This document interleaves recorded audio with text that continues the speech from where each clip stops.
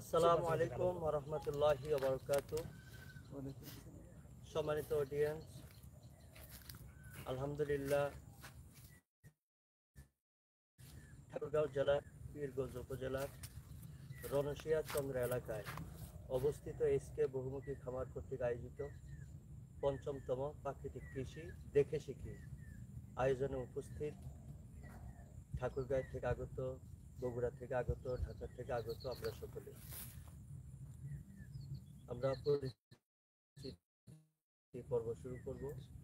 আজকে অনুষ্ঠানের সম্মানিত সভাপতি এসকে বহুমুখী খামারের সম্মানিত প্রোপাইটার স্বত্বাধিকারী জনাব আজহার ইসলাম চৌধুরী সাহেবকে তিনার আসনে আসীন হওয়ার জন্য অনুরোধ আসেন। নাহমাদুহু ওয়া নুসাল্লি আলা রাসূলিল কারীম। আলহামদুলিল্লাহ আমরা সভাপতি পেয়েছি এবং আমরা সকলে আছি। আমরা মনোযোগ দিয়ে প্রাকৃতিক কৃষি সম্পর্কে আলোচনা শুনবো। বিশেষ করে আমাদের প্রধানত life style, natural life style, আমরা কীভাবে সুস্থ থাকতে পারি। সুস্থ থাকার জন্য আমাদের ঔষধ দরকার, আর ঔষধের বিকল্প সুস্থ খাবারটাই ঔষধ। এই সুস্থ খাবার কীভাবে উৎপাদন করা যায় এবং এই সুস্থ খাবার উৎপাদনের এই প্রদর্শনী এই খামারে আজকে এই অনুষ্ঠান শুরু করার জন্য সভাপতি সাহেবকে এবং তিনার স্বাগত বক্তব্য এবং তিনার অভিজ্ঞতা আমাদেরকে শোনার জন্য অনুরোধ করছি।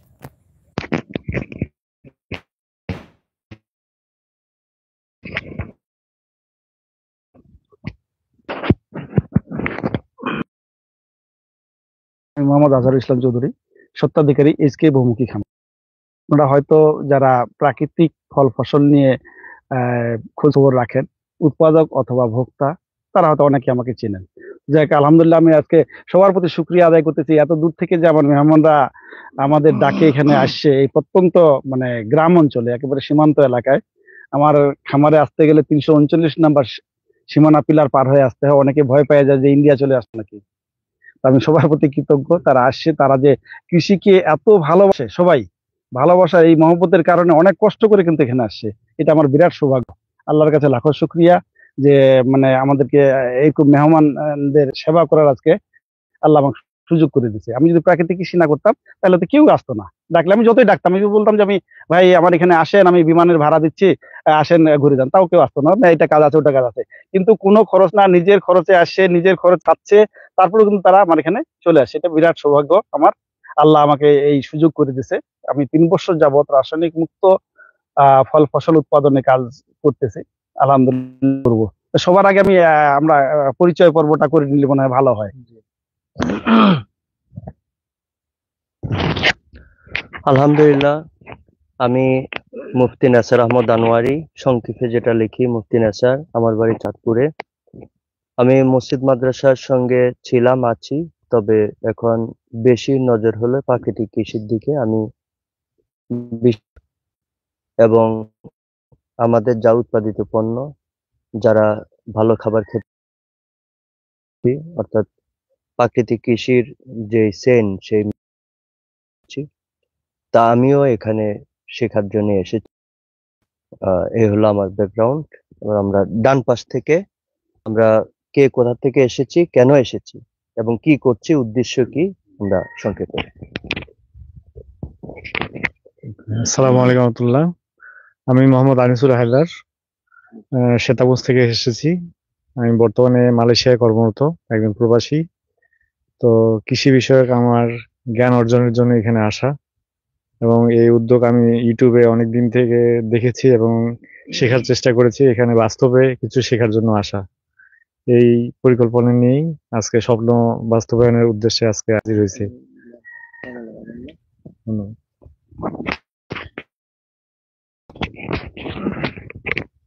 আসসালামু আলাইকুম। আমি মোহাম্মদ মশিউর রহমান, ঢাকার ধামরাই থেকে এসেছি। আমি মূলত সফটওয়্যার ডেভেলপমেন্ট নিয়ে কাজ করতেছি। কৃষির প্রতি অনেক আগে থেকে ভালোবাসা আছে এবং সেই অনুযায়ী বিশেষ করে মুফতি নেসার ভাইয়ের প্রোগ্রামগুলো বা লাইভগুলো আমার প্রায় দেখা হয়। এবং একটা জিনিস আসলে আমরা সবাই ফেস করতেছি এখন, যে আমরা খাবার খাচ্ছি কিন্তু প্রতিনিয়ত অসুস্থ হয়ে যাচ্ছি। এখন দেখা গেছে আমরা একটু পরে খাবার খাওয়ার সাথে সাথে আমাদের মধ্যে একটা অবসাদ কাজ করতেছে, আমাদের মধ্যে যে এনার্জেটিক যে ভাবটা সেটা নাই। আমরা মানে কাজ করতেছি কিন্তু আমাদের মধ্যে ওই উদ্যমটা চলে যাচ্ছে। এখন মধ্যে একটা কিউরিওসিটি জন্ম নিতেছে যে আমরা কিভাবে আসলে একটা ভালো খাবার বা ভালো প্রোডাক্ট মানুষের কাছে পৌঁছে দেওয়া যায়, কিভাবে একটা ভালো ফসল উৎপাদন করা যায়। সেই প্রেক্ষিতে আসলে আমাদের এত দূর আসা, যাতে করে আমরা মানুষকে একটা ভালো কিছু দিতে পারি, বা ওই বিষয়গুলো আমরা যেন নিজেরা একটু অর্জন করতে পারি, জ্ঞান অর্জন করতে পারি এবং মানুষের মধ্যে যেন এটা বিস্তার করতে পারি। সকলে আমাদের জন্য দোয়া করবে ইনশাআল্লাহ।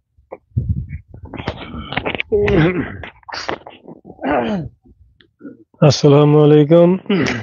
আমি দিনাজপুর জেলা বোচাগঞ্জ থানা শ্বেতাগঞ্জ থেকে এসেছি। প্রাকৃতিক খাবার এবং উৎপাদন দেখার জন্য এবং শেখার জন্য। আমার ছোট্ট নার্সারি আছে, সেজন্য উদ্দেশ্যে আসা। এই বলছে, আসসালামু আলাইকুম।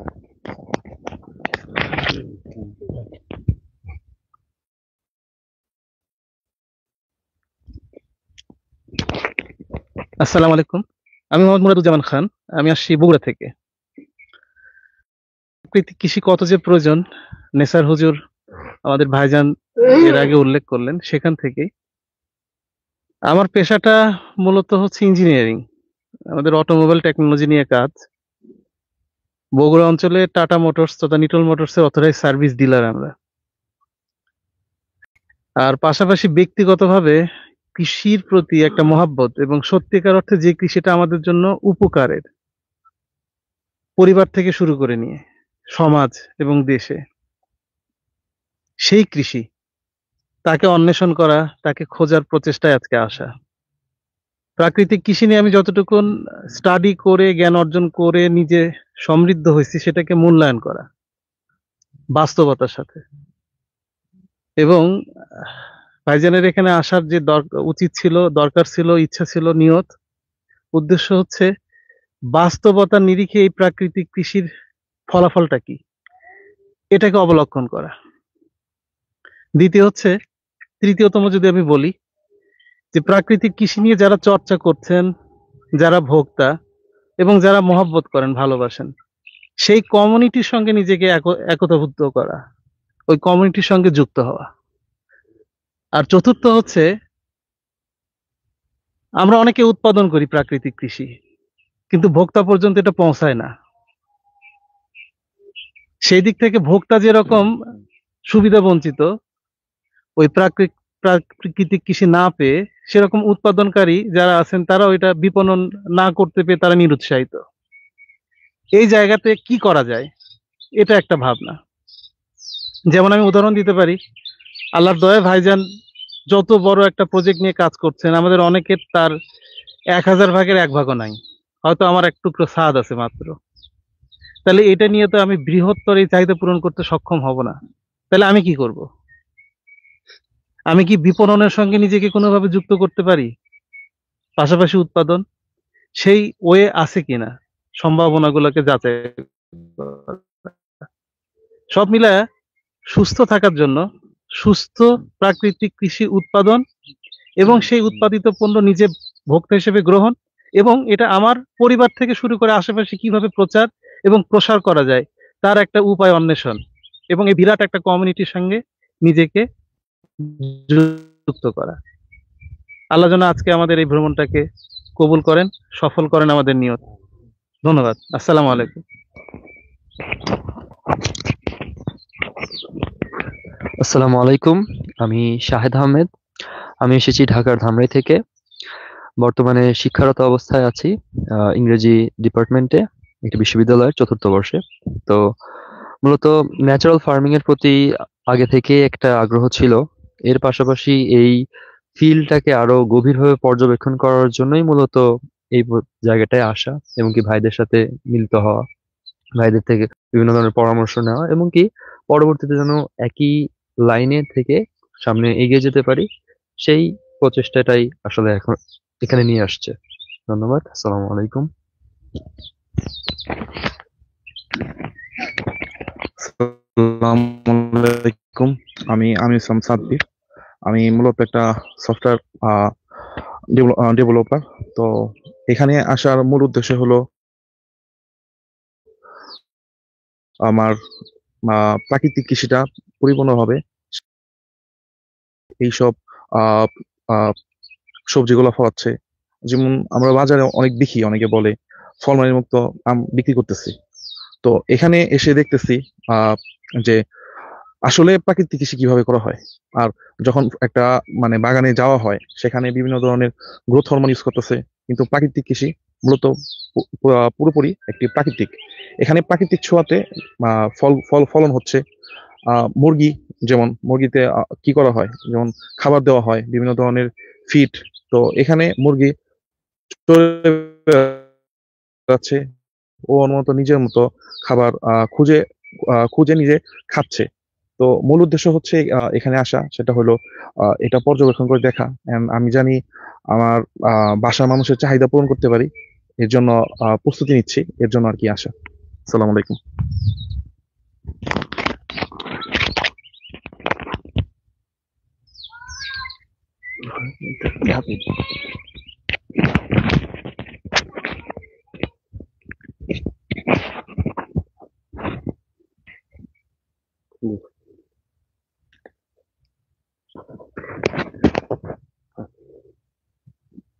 আসলে এই কৃষি আসলে আমি মানে আমি খুব হ্যাঁ হ্যাঁ আমি যে খুব ভালো কিছু জানি তাও না, যেটুকুই জানি সেটুকুই শেয়ার করব।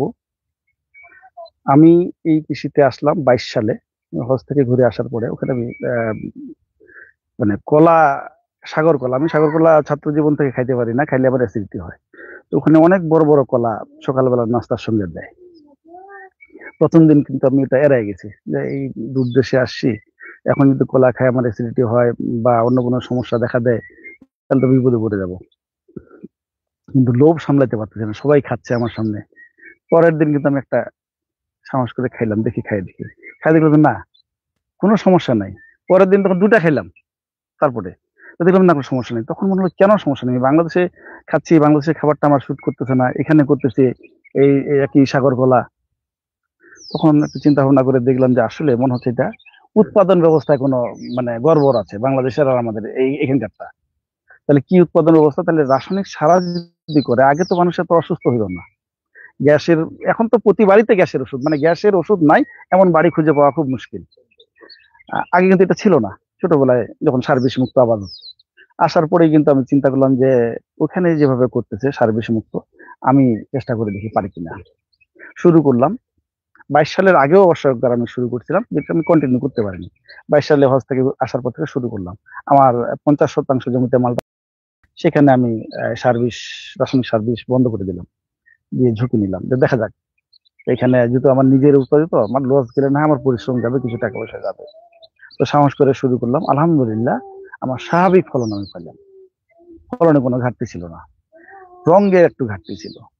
মানে যখন আমরা রাসায়নিক জিনিস প্রয়োগ করি তখন কিন্তু চকচকা রং হয়। তো এই চকচকা রঙের কথাই যেন আসলো, সকল ভোক্তাদেরকে আমি বলবো, সব যা কিছু আছে, চাল ডাল যাই আছে, বাজার থেকে যাই কিনেন, কলা কিনেন, আম কিনেন, চকচকা জিনিসটা কিনবেন না। ছোটবেলায় কিন্তু আমরা পড়ছি যে মানে চকচক করলে সোনা হয় না। তো সব চকচকা জিনিস কিন্তু সোনা না। চকচক করা হয়েছে ওটা কেমিক্যাল প্রয়োগ করে, কারণ কেমিক্যাল দেওয়া হয়েছে, ওখানে বিষ দেওয়া হয়েছে, কোনো প্রকার পোকামাকড় আসতে পারেনি ছোটবেলায়। যত বিষ বেশি প্রয়োগ করা হয়েছে তত ওটা চকচকা হবে, আর এটার ক্ষতির দিকটাও কিন্তু অনেক বেশি হবে। যেমন চাল, আমরা এখন সবাই মিনিকেট চাল খাচ্ছি, মিনিকেট ধান বলতে কোনো নাই বাংলাদেশে, কিন্তু চাল সবাই খাচ্ছি। একবারও আমাদের বিবেকের কাছে প্রশ্ন করি না যে এই ধানের নাম তো শুনি নাই, শুধু চালের নাম শুনতেছি, এটা কোথা থেকে আসলো? সবই হলো মানে অটো রাইস মিলদের কারিশমা।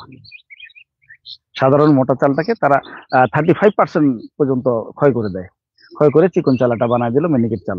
আমরা অনেক বেশি টাকা দিয়ে কিনে খাচ্ছি, কিছুই পাচ্ছি না, আমাদের পেট ভরতেছে, কিন্তু শরীরের অনেক ক্ষতি হয়ে যাচ্ছে। আমরা আসলে নিজেরা অসুস্থ হয়ে যাচ্ছি, প্রতি পরিবারে অসুস্থ লোকের সংখ্যা দিন দিন বাড়তেছে। মানে সবারই বাড়িতে এখন ওষুধের ডিব্বা, এটা এটা কার, এটা বাবার, এটা মায়ের, এটা হলো নিজের, এটা ওয়াইফের, এটা বাচ্চার, সবারই কিন্তু এরকম ওষুধের ডিব্বা এখন চলে আসছে। একটাই মানে মানে অন্যতম বড় কারণ, সেটা হলো আমাদের খাদ্য অভ্যাস। আমরা যে খাবারগুলি খাচ্ছি, এখন আমরা খাচ্ছি কিন্তু উৎপাদকরা আবার ওইভাবে উৎপাদন করতে উৎসাহিত হচ্ছে। আমরা যদি আজকে মিনিকেট খাওয়া বন্ধ করে দিই, আমরা যদি বলি যে না আমরা একটু মোটা চাল খাবো, তাহলে কিন্তু ওরা ক্ষয় করা বন্ধ করে দেবে, তখন কিন্তু আমি স্বাভাবিক চালটা পাবো। স্বাভাবিক চালটা পাইলে কিছু না কিছু ওখানে কিন্তু আমি মানে খাদ্য উপাদান পাবো। আর যখন ঘষে ওটাকে ক্ষয় করে দেওয়া হচ্ছে, কোনো খাদ্য উপাদান আমি পাচ্ছি না।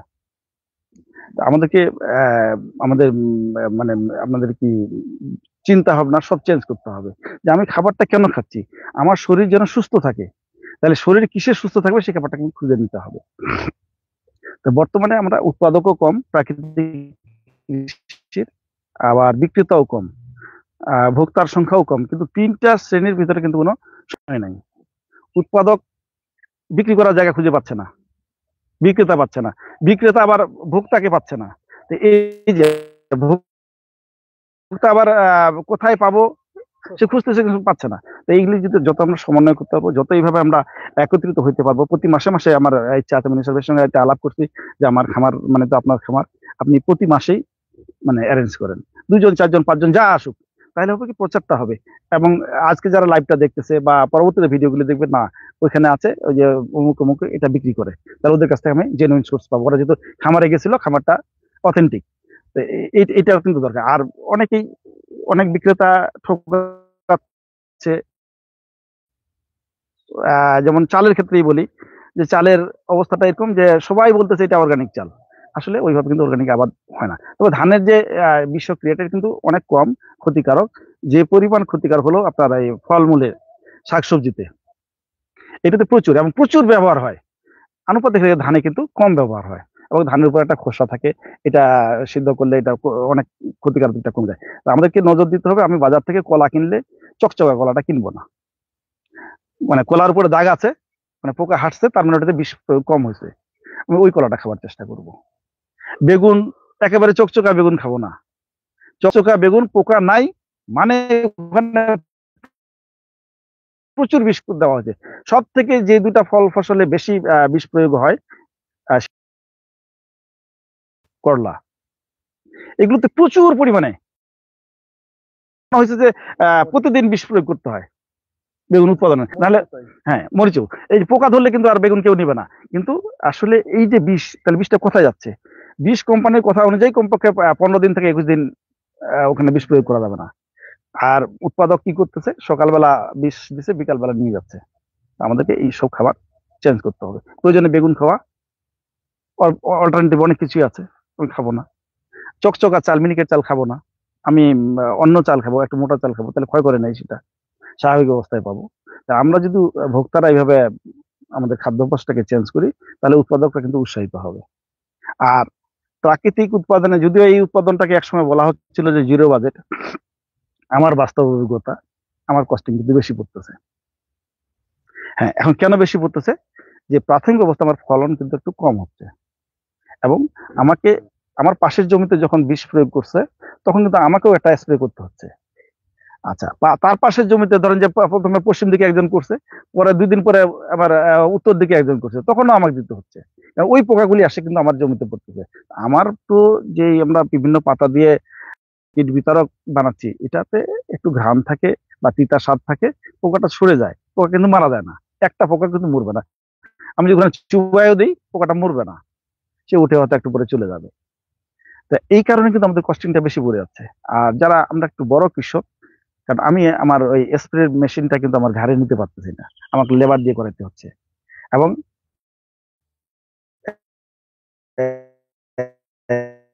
রাসায়নিকে যদি 4টা স্প্রে দেয়, এই কারণে কিন্তু আমাদের কস্টিং বেশি হচ্ছে, ফলন একটু কম হচ্ছে। আমি গতবার আমন ধান করছি, আমন গুটি শূন্য আমাদের এলাকায় যারা রাসায়নিকে করে তাদের 18 মণ পর্যন্ত হয়, আমার কিন্তু 15 মণের নিচে হয়েছে, মানে কিছু অংশে 15 মণ হয়েছে, জমির কিছু অংশে কম হয়েছে। এই জমিটা আমার বহুদিন মানুষের কাছে লিজ দেওয়া ছিল, সে শুধু জমি থেকে নিছে, জমিকে কিচ্ছু দেয় নাই, যার কারণে জমির কিন্তু উৎপাদন ক্ষমতা নিজের নষ্ট হয়ে গেছে। ওকে এখন বাইরে থেকে সবকিছু দিয়ে, অর্থাৎ আইসিইউতে মানে জমিটা চলে গেছে, যে সবকিছু তাকে আর্টিফিশিয়াল দিতে হচ্ছে। তাই সেখানে এখন ঘুরে আসতে একটু সময় লাগবে, হয়তো 3-4 বছর পরে আমাদের প্রোডাকশন কস্ট কমে আসবে, তখন হয়তো অনেক কম দামে হয়তো দিতে যাবো, কিন্তু ইনিশিয়াল প্রোডাকশন কস্ট অনেক বেশি। এখন কৃষক কতদিন ধৈর্য ধরে থাকবে? আমি 12 টাকা আমার উৎপাদন খরচ করতেছে, আমি 10 টাকায় বিক্রি করি, এটা কতদিন বিক্রি করবো? এখন উৎপাদকরা যদি, ভোক্তারা যদি আগায় না আসে, এটা যদি তাদের বিবেচনায় না আসে, তাহলে কিন্তু প্রাকৃতিক কৃষি মানে আগাবে না। প্রাকৃতিক কৃষিকে আগায় নিতে হলে সবাইকে ভিতরে একটা সামঞ্জস্য থাকবে এবং উৎপাদকও যেন তার লাভের পরিমাণটা সীমিত রাখে তার চলার মতো। আর মাঝখানে যে যিনি মার্কেট করতেছে তিনিও ওনার লাভের পরিমাণটা কম রাখবেন এবং যিনি ভোক্তা তিনিও কিন্তু একটু বেশি দিতে, যেহেতু নিরাপদ জিনিস পাচ্ছে। এখন যদি আমি হিসাব করি যে আমি তো একটু বেশি দামে কিনলাম, আমি যে সব খাবার না হোক যেটুকুই পাওয়া যায় 50% খাবার যদি আমি নিরাপদ খাই, দেখা যাবে যে আমার ওষুধের খরচ অনেক কমে গেছে আলহামদুলিল্লাহ। আমি আমার নিজের ক্ষেত্রে নিজের অভিজ্ঞতা থেকে বলি, আমার গত বছর কুরবানির দিন, আমি দিনাজপুর শহরে থাকি, এখান থেকে প্রায় 40 কিলোমিটার দূরে। তো কুরবানির মাংস রাখতে গেলাম বাসায়, রাখে ঘুরে আস্তে আস্তে আমার গ্রামে রাত 11টা বাজলো, তাতে ঠান্ডা লাগলো। এই যে কাশি শুরু হলো, তো একসময় আমি ওষুধের ব্যবসা করতাম, তো নিজে নিজে ওষুধ খেলাম, ডাক্তারের কাছে না গিয়েই, কাজ সারলো না। আর এই জায়গাটা আমার ফুলে গেছিল, তো আমি মনে করলাম তাহলে আমার কাছতে কাছতে কোনো ভ্যান হয়তো ডিসপ্লেস হয়ে গেছে, যার কারণে এটা ফুলে গেছে। দ্বিতীয় ধাপে আমি মাঝারি পর্যায়ের অ্যান্টিবায়োটিক খেলাম, সারলো না। তৃতীয় পর্যায়ে একটু হায়ার অ্যান্টিবায়োটিক খেলাম। যখন তৃতীয় পর্যায়ে আমার কাজটা সারলো না, এই ব্যথাটা সারলো না, তখন কিন্তু আমি একটু মনে মনে ভয় পাইলাম যে বড় কোনো গড়বড় হয়ে গেল নাকি। ডাক্তার দেখালাম, দেখা এটাকে সব পরীক্ষা নিরীক্ষা করে যে থাইরয়েডের সমস্যা। থাইরয়েডের চিকিৎসা দিল, আলহামদুলিল্লাহ ভালো হলাম। 1 মাস পরে আবার শুরু হলো। তখন উনি আবার উনার স্যারের কাছে আমাকে পাঠাইলো রংপুরে। ওনাকে দেখলাম যে না, ট্রিটমেন্ট ঠিকই আছে, এটা হয়, সেরে যাবে। থার্ড টাইম আবার হলো, তখন আমি ডাক্তার চেঞ্জ করলাম। আবার যে ডাক্তারের কাছে গেলাম, ওই ডাক্তার সবকিছু দেখে টেকে পরীক্ষা নিরীক্ষা আবার প্রথম থেকে সব পরীক্ষা করাইলো। করাই বললো যে আপনার তো একটু সমস্যা আছে। কি সমস্যা? আপনার তো টিবি হয়ে গেছে। কিন্তু আমার মন বলতেছে আমার হয় নাই, যে আমি ধূম পাই না, সেই কবে 20-25 বছর আগে ধূমপান করছি, এতদিন করি না, আমার টিবি হওয়ার কথা না। অন্য কোনো সমস্যা হইতে পারে, কিন্তু টিবি হওয়ার কথা না। আমি মানে লিকুইড কোনো মানে অবৈধ জিনিস খাই না, তো আমার হবে এটা আমার বিশ্বাস হয় না। তো উনি বললো যে প্রেসক্রিপশন কি করে দেবো? কিছু দেন। দিয়ে আমি অন্য ডাক্তারের কাছে একটু পরামর্শ নিলাম, তো বললো যে আপনার এই রিপোর্টটা মিন করে না যে আপনার টিবি হয়েছে। উনি সন্দেহ করতেছে। আমার 15 দিন আমি ভালো থাকতাম, 15 দিন পরে আমি ঠিক এই 4টা 4:30 বাজলেই আমার হরমোন নিঃসরণটা বেড়ে যেত, স্বাভাবিকের তুলনায় অনেক বেশি। তখন আমার ব্যথা হতো আর জ্বর চলে আসতো, শরীরটা প্রচন্ড ব্যথা করতো। জ্বর খুব বেশি না, আমার টেম্পারেচার ধরেন যে 101 পর্যন্ত উঠতো।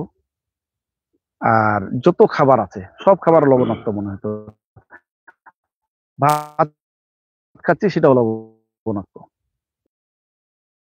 কোনো এটার কোনো চিকিৎসা নাই, মানে আমি ওষুধ খাই আমার এটা নিয়ন্ত্রণ করব, 3 মাস পর পরীক্ষা করব, যদি হরমোন বৃদ্ধিটা বেশি থাকে তাহলে কমায় নিয়ে আনবো, আর যদি হরমোন কমে যায় তাহলে বাড়ায় নিতে হবে। এটা আমার কি মৃত্যু পর্যন্ত বলে চলবে।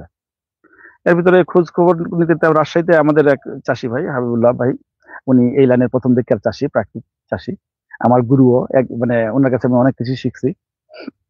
উনি একটা ভিডিও পাঠাইলো, ইন্ডিয়ান ভিডিও, যে ধনিয়া পাতা খান, ধনিয়া পাতা খেলে থাইরয়েডের সমস্যা ভালো হয়ে যাবে। ধনিয়া পাতা খাওয়া শুরু করলাম। এর ভিতরে খুঁজতে খুঁজতে তখন নেট খুঁজতে দেখি করা যায় কিভাবে প্রাকৃতিক ভাবে মানে এটা সলিউশন হয়, যেহেতু অ্যালোপ্যাথিক ওষুধ খাইতেই থাকতে হবে, তাহলে দেখি অল্টারনেটিভ কি আছে। তো দেখলাম যে হলুদ খেলে পরে সারবে। সকালবেলা ধনিয়া পাতা, রাতের বেলা হলুদ খাই। আলহামদুলিল্লাহ অক্টোবরের 27 তারিখ থেকে আজও অবধি আমাকে ওষুধ খাইতে হয় না, আলহামদুলিল্লাহ। এই নিয়মিত হলুদ খাচ্ছি। প্রথম আমি হলুদ কিনে নিলাম মার্কেট থেকে, 80 গ্রাম হলুদের দাম নিল 390 টাকা। আলহামদুলিল্লাহ এখন আমার নিজেরই বাইরেরটা এখন রাসায়নিক মুক্ত কিনা আমি জানি না, আমার হলুদ তো রাসায়নিক মুক্ত। এখন নিজের হলুদে আছে, তো হলুদ খাই আমি এই উপকারটা পাইছি। আমি 13 সালে কৃষিতে নামছি, তখন আমার রাসায়নিক সব কৃষি, ওই যে বাগানের দিকে আপনার হয়তো গেছেন, দেখছেন ওই আম বাগানটা আমার 13 সাল থেকে লাগানো শুরু। তার আগে আমি ঢাকায় ছিলাম, দিনাজপুরে আসার পরে 13 সালে আম বাগান করা শুরু করলাম, মালটা বাগান করলাম 17 সালে। তো প্রথম রাসায়নিকই করতাম। আলহামদুলিল্লাহ এখন দেখলাম যে আস্তে আস্তে আস্তে সবকিছুর মানে পরিবর্তন একটা আনা দরকার। পরিবর্তন আনলে পরে আমরা সুস্থ থাকবো। এই হলুদ খায়ে একদম শীতের সিজনে আমি 13 সাল থেকে যখন যাতায়াত করি, রাতের বেলা আমার খামারে আসলে লেবার টেবার বিদায় করে যাইতে যেতে আমার এখানে সন্ধ্যা হয়ে যায়, মাগরিবের নামাজ হতে এখানেই পড়তে হয়। এমনও হয়েছে যে এসার নামাজ পরে আমি রওনা দিচ্ছি, শীত কি গ্রীষ্ম কি বর্ষা। কারণ যারা কৃষির সঙ্গে জড়িত না তারা কিন্তু বুঝতে পারবে না যে কৃষিটা কত কষ্ট। একজন কৃষকের মানে যে মাথার ঘাম পায়ে ফেলতে হয়, তারপরে কিন্তু ফসল উৎপাদন হচ্ছে, এমনি কিন্তু হয় না, খুব সহজে কিন্তু হচ্ছে না। প্রতি সিজনেই মিনিমাম একবার আমার ঠান্ডা লাগছে, কাজ শুরু হয়েছে। আর একবার শুরু হইলে একেবারে মনে করেন যে 1 মাস ভোগান্তি। আল্লাহর অশেষ রহমতে এই বছর মানে শীতকালে কিন্তু আমার কাজ শুরু হয়নি। এটার উছিলা আলহামদুলিল্লাহ। এই যে, হলুদ, প্রাকৃতিক হলুদ, মানে প্রাকৃতিক জিনিস। আমি সবগুলা খাবার এখন প্রাকৃতিক খাচ্ছি তা না। আমার এখানে যেটুকুই হয়, হয়তো মরিচটা আমার প্রাকৃতিক, আমার আদাটা প্রাকৃতিক, আমার হলুদটা প্রাকৃতিক, হ্যাঁ হয়তো পেঁপে, কলা, এগুলি হয়তো 5% বা 10% আমি খাবার। আমার চালটা আলহামদুলিল্লাহ আমি আমন সিজনের ওই সময় যে চাল করছি, সেই চাল আমরা খাওয়া শুরু করছি, যে মোটা হলেও খাওয়া শুরু করছি, যে আলহামদুলিল্লাহ। তো এই সব উছিলায় কিন্তু আমাদের ওষুধের খরচ কিন্তু অনেক কমে আসে পরিবারে। তাই আমি সবার প্রতি অনুরোধ করবো, যারা কৃষক হিসেবে তারা অন্তত নিজের যেটুকু খাবার, সেটা ছাদ কৃষি হতে পারে বা সবজির বাগান হতে পারে, জমি একটু জমিতে আমি কিছু সবজি করলাম, আপনি কি ওইটা করেন। কারণ সবজিতেই বেশি বিষাক্ত জিনিস ব্যবহার করা হয়। মানে ধান, পাট, মানে গম, এগুলোতে কিন্তু আনুপাতিক হারে কম, সবজিতে সবচেয়ে বেশি। তা আপনি ওই সবজিটুকু করেন নিরাপদ। একটা পেঁপের গাছ আছে, সেটা আপনি নিরাপদ করেন। আপনার হয়তো 2টা পেঁপে কম ফলন হয়েছে, 20টা হয়তো, 20টার জায়গায় হয়তো আপনার 15টা হয়েছে, কিন্তু আলহামদুলিল্লাহ আপনি মানসম্পন্ন করতে পারছেন। বা একটা পেয়ারার গাছ, একটা কলার গাছ, যার জমিতে নাই, যারা ছাদ কৃষি করবেন, আমি চাচ্ছি যে ছাদ এবং সবজির বাগানটা, আমি যারা মাঠ কৃষি করে, মাঠে বাণিজ্যিক কৃষি করে, তাদেরকে আমি রাসায়নিক মুক্ত করাইতে পারবো এই ক্ষমতা আমার নাই। আমার শুধু অনুরোধ থাকবে, যারা ছাদ বাগানি, শখের বাগানি, আপনার লাভ লসের কোনো ব্যাপার নাই, আপনি শখ করে করতেছেন আপনার ছাদে, তাহলে আপনি কেন ওখানে বিষ ব্যবহার করবেন? কেন আপনার সন্তানকে আপনি ঝুঁকিতে ফেলবেন? যেহেতু এই বিষের প্রক্রিয়া একবার যেখানে যে বিষ প্রয়োগ করি, এখান থেকে 2 কিলোমিটার কিন্তু বাতাসের সঙ্গে এটা মিশে যাবে, 2 কিলোমিটার পর্যন্ত কিন্তু ক্ষতিকারক পদার্থ মিশে যাবে। সেই জায়গায় কি আমি করতেছি, বিষের বোতলটা, স্প্রে বোতলটা আমার বাচ্চার হাতে দিচ্ছি, সে গাছে স্প্রে করতেছে। আমি কেন করব? এখানে তো আমার বাণিজ্যিক ব্যাপার নাই। আমার যদি একটা পোকা পড়ে থাকে, সেটাকে কিন্তু আমি হাত দিয়ে ওটাকে মেরে ফেলতে পারবো, বা পাতাটা তুলে ফেলে দিলাম, বা কাগজে নিয়ে পোকাটাকে যদি নাও মারতে চাই, আমি ফেলে দিতে পারবো। আমাদের তো গাছের সংখ্যা ওখানে কম, তারপরেও কিন্তু বিকল্প আছে। আমরা সব প্রকারের উপাদানই দিচ্ছি, যেন একজন ছাদ বাগানে কে কোনো প্রকারের রাসায়নিক পদার্থ ব্যবহার করতে না হয়। তাহলে আমার ছাদ বাগানীদের প্রতি বিশেষ করে অনুরোধ থাকবে যে আপনারা আপনাদের বাগানে কোনো প্রকার রাসায়নিক সার এবং কীটনাশক ব্যবহার করবেন না, যেহেতু অল্টারনেটিভ আছে, আপনি করেন। আপনি আপনার মায়ের হাতে ওই বিষের বোতলটা তুলে দিচ্ছেন, বা সন্তানের হাতে দিচ্ছেন, এত আদরের সন্তান, তাকে আপনি আপনার মনের অজান্তে, মানে অজান্তে যে কি পরিমাণ ক্ষতি করে বসতেছেন, এটা তো অবশ্যই উচিত না আপনার অভিভাবক হিসেবে, আমাদের সবারই, যে আমরা যেন আমাদের পরিবারকে অন্তত আগে মানে ভালো কিছু দিই। অন্তত আমি ছাদে যদি বিষটা না ব্যবহার করি, অন্তত সেই বিষ থেকে তো আমি মুক্ত থাকলাম। আমি খাবারে তো বিষ খাচ্ছি, কিন্তু আমি আমার সন্তানের হাতে সরাসরি বিষ দিলাম না। এখন দেখা গেছে যে গ্রামের কৃষকরা সব থেকে বেশি ক্যান্সারে আক্রান্ত। এটা বড় কারণ হলো যে পেস্টিসাইড সরাসরি এরা হ্যান্ডেল করতেছে, কোনো প্রোটেকশন ছাড়াই, কোনো অ্যাপ্রন নাই, হ্যান্ড গ্লোভস নাই, মাস্ক নাই, এমনি। আর তারপর জানি না এটা মানে কিভাবে স্প্রে করতে হবে, এটা কতটুকু ক্ষতিকারক দিক আছে, কোনো জানি নাই। 3-4 প্রকার বিষ, আগে একটা করে বিষ প্রয়োগ করা হতো। আমি যখন বাগান প্রথম শুরু করি, তখন সাইফারমেথিন একেবারে ছোট প্রিপারেশনের একটা বিষ ব্যবহার করা হতো, তাতে হয়ে যেত। এখন কিন্তু সেগুলো তো হয় না, অনেক বড় বড় প্রিপারেশনের ওষুধ চলে আসছে, তাও আবার 4-5টা একসাথে মিক্স করে মানুষ স্প্রে করতেছে। এই 4-5টা করাতে আমাদের যে জীববৈচিত্র্যের যে ক্ষতি হচ্ছে, এক তো মাটিতে আমরা মানে যত অণুজীব ছিল সেগুলোকে মারে ফেলতেছি, কেঁচো নাই, যেই কেঁচো আমাকে সার দিবে, সেই কেঁচোকে কিন্তু আমি মানে লাঠি নিয়ে দাঁড়ায় আছি, উঠলেই তাকে মারবো আমি, মানে এই অবস্থা। কেঁচো কিন্তু আমার নাই, আমার কেঁচো আমার জমি থেকে দূরে সরে গেছে। কেঁচো না থাকলে আমাকে সার কে দিবে? আমি যদি কেঁচোকে থাকার পরিবেশ করে দিই, কেঁচো কিন্তু আমার অনেক সার দিবে। যেখানে কেঁচোর মাটিতে আপনার নাইট্রোজেন প্রায় 6 গুণ বেশি আছে সাধারণ মাটির তুলনায়, আপনার ফসফেট আপনার 8 থেকে 13 গুণ আছে, পটাশ আছে 18 গুণ, যত রকমের খাবার আছে আল্লাহ কিন্তু দিয়ে রাখছে। কিয়ামত পর্যন্ত যত সৃষ্টি করছে, মানে গাছপালা থেকে সবকিছু, মানুষ পোকামাকড় সবারই খাবারের কিন্তু ব্যবস্থা করে রাখছে। আমরা মানুষরা, একটা পোকা কিন্তু বা একটা পাখি, সে কিন্তু তার কোনো স্টক নাই, সে কিন্তু গোডাউন ভরে খাবার রাখে নাই, প্রতিদিন বের হচ্ছে, আল্লাহ কিন্তু তাকে খাওয়াচ্ছে। তাহলে মানুষের কিন্তু এত মানে সমস্যা হচ্ছে, মানুষের এই সমস্যাটা হচ্ছে আমরা নিজেরাই নিজেদের সমস্যা করছি। এখন এখানে কিছু অতি লোভী কর্পোরেট গ্রুপ, তারা তাদের ব্যবসার জন্য তারা মানে টোটাল মিডিয়াকে, প্রশাসনকে, সরকারকে ব্যবহার করতেছে, যে এইভাবে করলে পরে ফসল আমার বাড়বে, আস্তে আস্তে এই হাইব্রিড বীজ লাগবে। আমার হাত থেকে কিন্তু বীজটা নিয়ে নিল। আগে প্রতিটা কৃষকের ঘরে সব বীজ থাকতো, তারা নিজেদের বীজ বপন করতো, তাদের মানে তারা একটা মানসম্পন্ন ফল পাইতো। এখন কিন্তু বীজটা চলে গেল কর্পোরেট গ্রুপের কাছে, সব বীজ। তারপরে এখন এমন ভাবে ওই হাইব্রিড বীজগুলিকে তৈরি করা হচ্ছে যে রাসায়নিক সার এবং কীটনাশক প্রয়োগ না করলে হবে না। যখন আপনি রাসায়নিক সার দিচ্ছেন তখন আপনার কীটনাশক বেশি লাগতেছে, গাছটার গ্রোথ অনেক বেশি হয়ে যাচ্ছে অল্প সময়ের ভিতরে, ওই পরিমাণ গ্রোথ হওয়ার কারণে পোকামাকড় আসতেছে। আমার ধানে আপনারা দেখে আসছেন ওই পরিমাণ পোকামাকড় কিন্তু নাই, আমন ধানও কিন্তু ছিল না। কারণটা হলো যে আমি তো পোকাকে দাওয়াত দিই নাই। আমি যদি ওখানে নাইট্রোজেন ব্যবহার করতাম, ইউরিয়া সার ব্যবহার করতাম, তাহলে গ্রোথটা অনেক বেশি হতো। গ্রোথটা বেশি হলে পরে ওই গাছটাতে কিন্তু পোকা বেশি আসবে, কিন্তু গ্রোথ কম, পোকা কম। আমাদের যে ট্রেনার দাদা হরিশর্ধন দাদা কৃষিবিদ, উনি যেমন বলে, দাদা আপনি তো দাওয়াত দেন নাই, আপনার কারেন্ট পোকা কেন আসবে? আপনি নিশ্চিন্তে থাকেন, আপনার ধানে কারেন্ট পোকা আসবে না। ফলন কম হতে পারে, সেটা আলাদা কথা, কিন্তু কারেন্ট পোকা আসবে না। আপনি তো পোকাকে দাওয়াত দেন নাই। যেহেতু আমরা যখন রাসায়নিক সার ব্যবহার করতেছি, আমরা কেউই জমি পরীক্ষা করি না আমার জমিতে কি পরিমাণ ইউরিয়া ফসফেট পটাশ দরকার, আদৌ দরকার আছে কিনা, কিন্তু আমি দিয়ে যাচ্ছি। পাশে দিচ্ছে তাহলে আমিও দিই, ও 2বার দিচ্ছে আমি 3বার দেবো। আমাদের যে লোভ হয়ে গেছে, মানে বেশি ফলন বাড়ানো, তা ফলন বাড়াইতে গিয়ে মনে করতেছি তো এটা তো আমি খাবো না, এটা তো আমি বিক্রি করে দেবো, ক্ষতি হলে ওই লোকের হবে।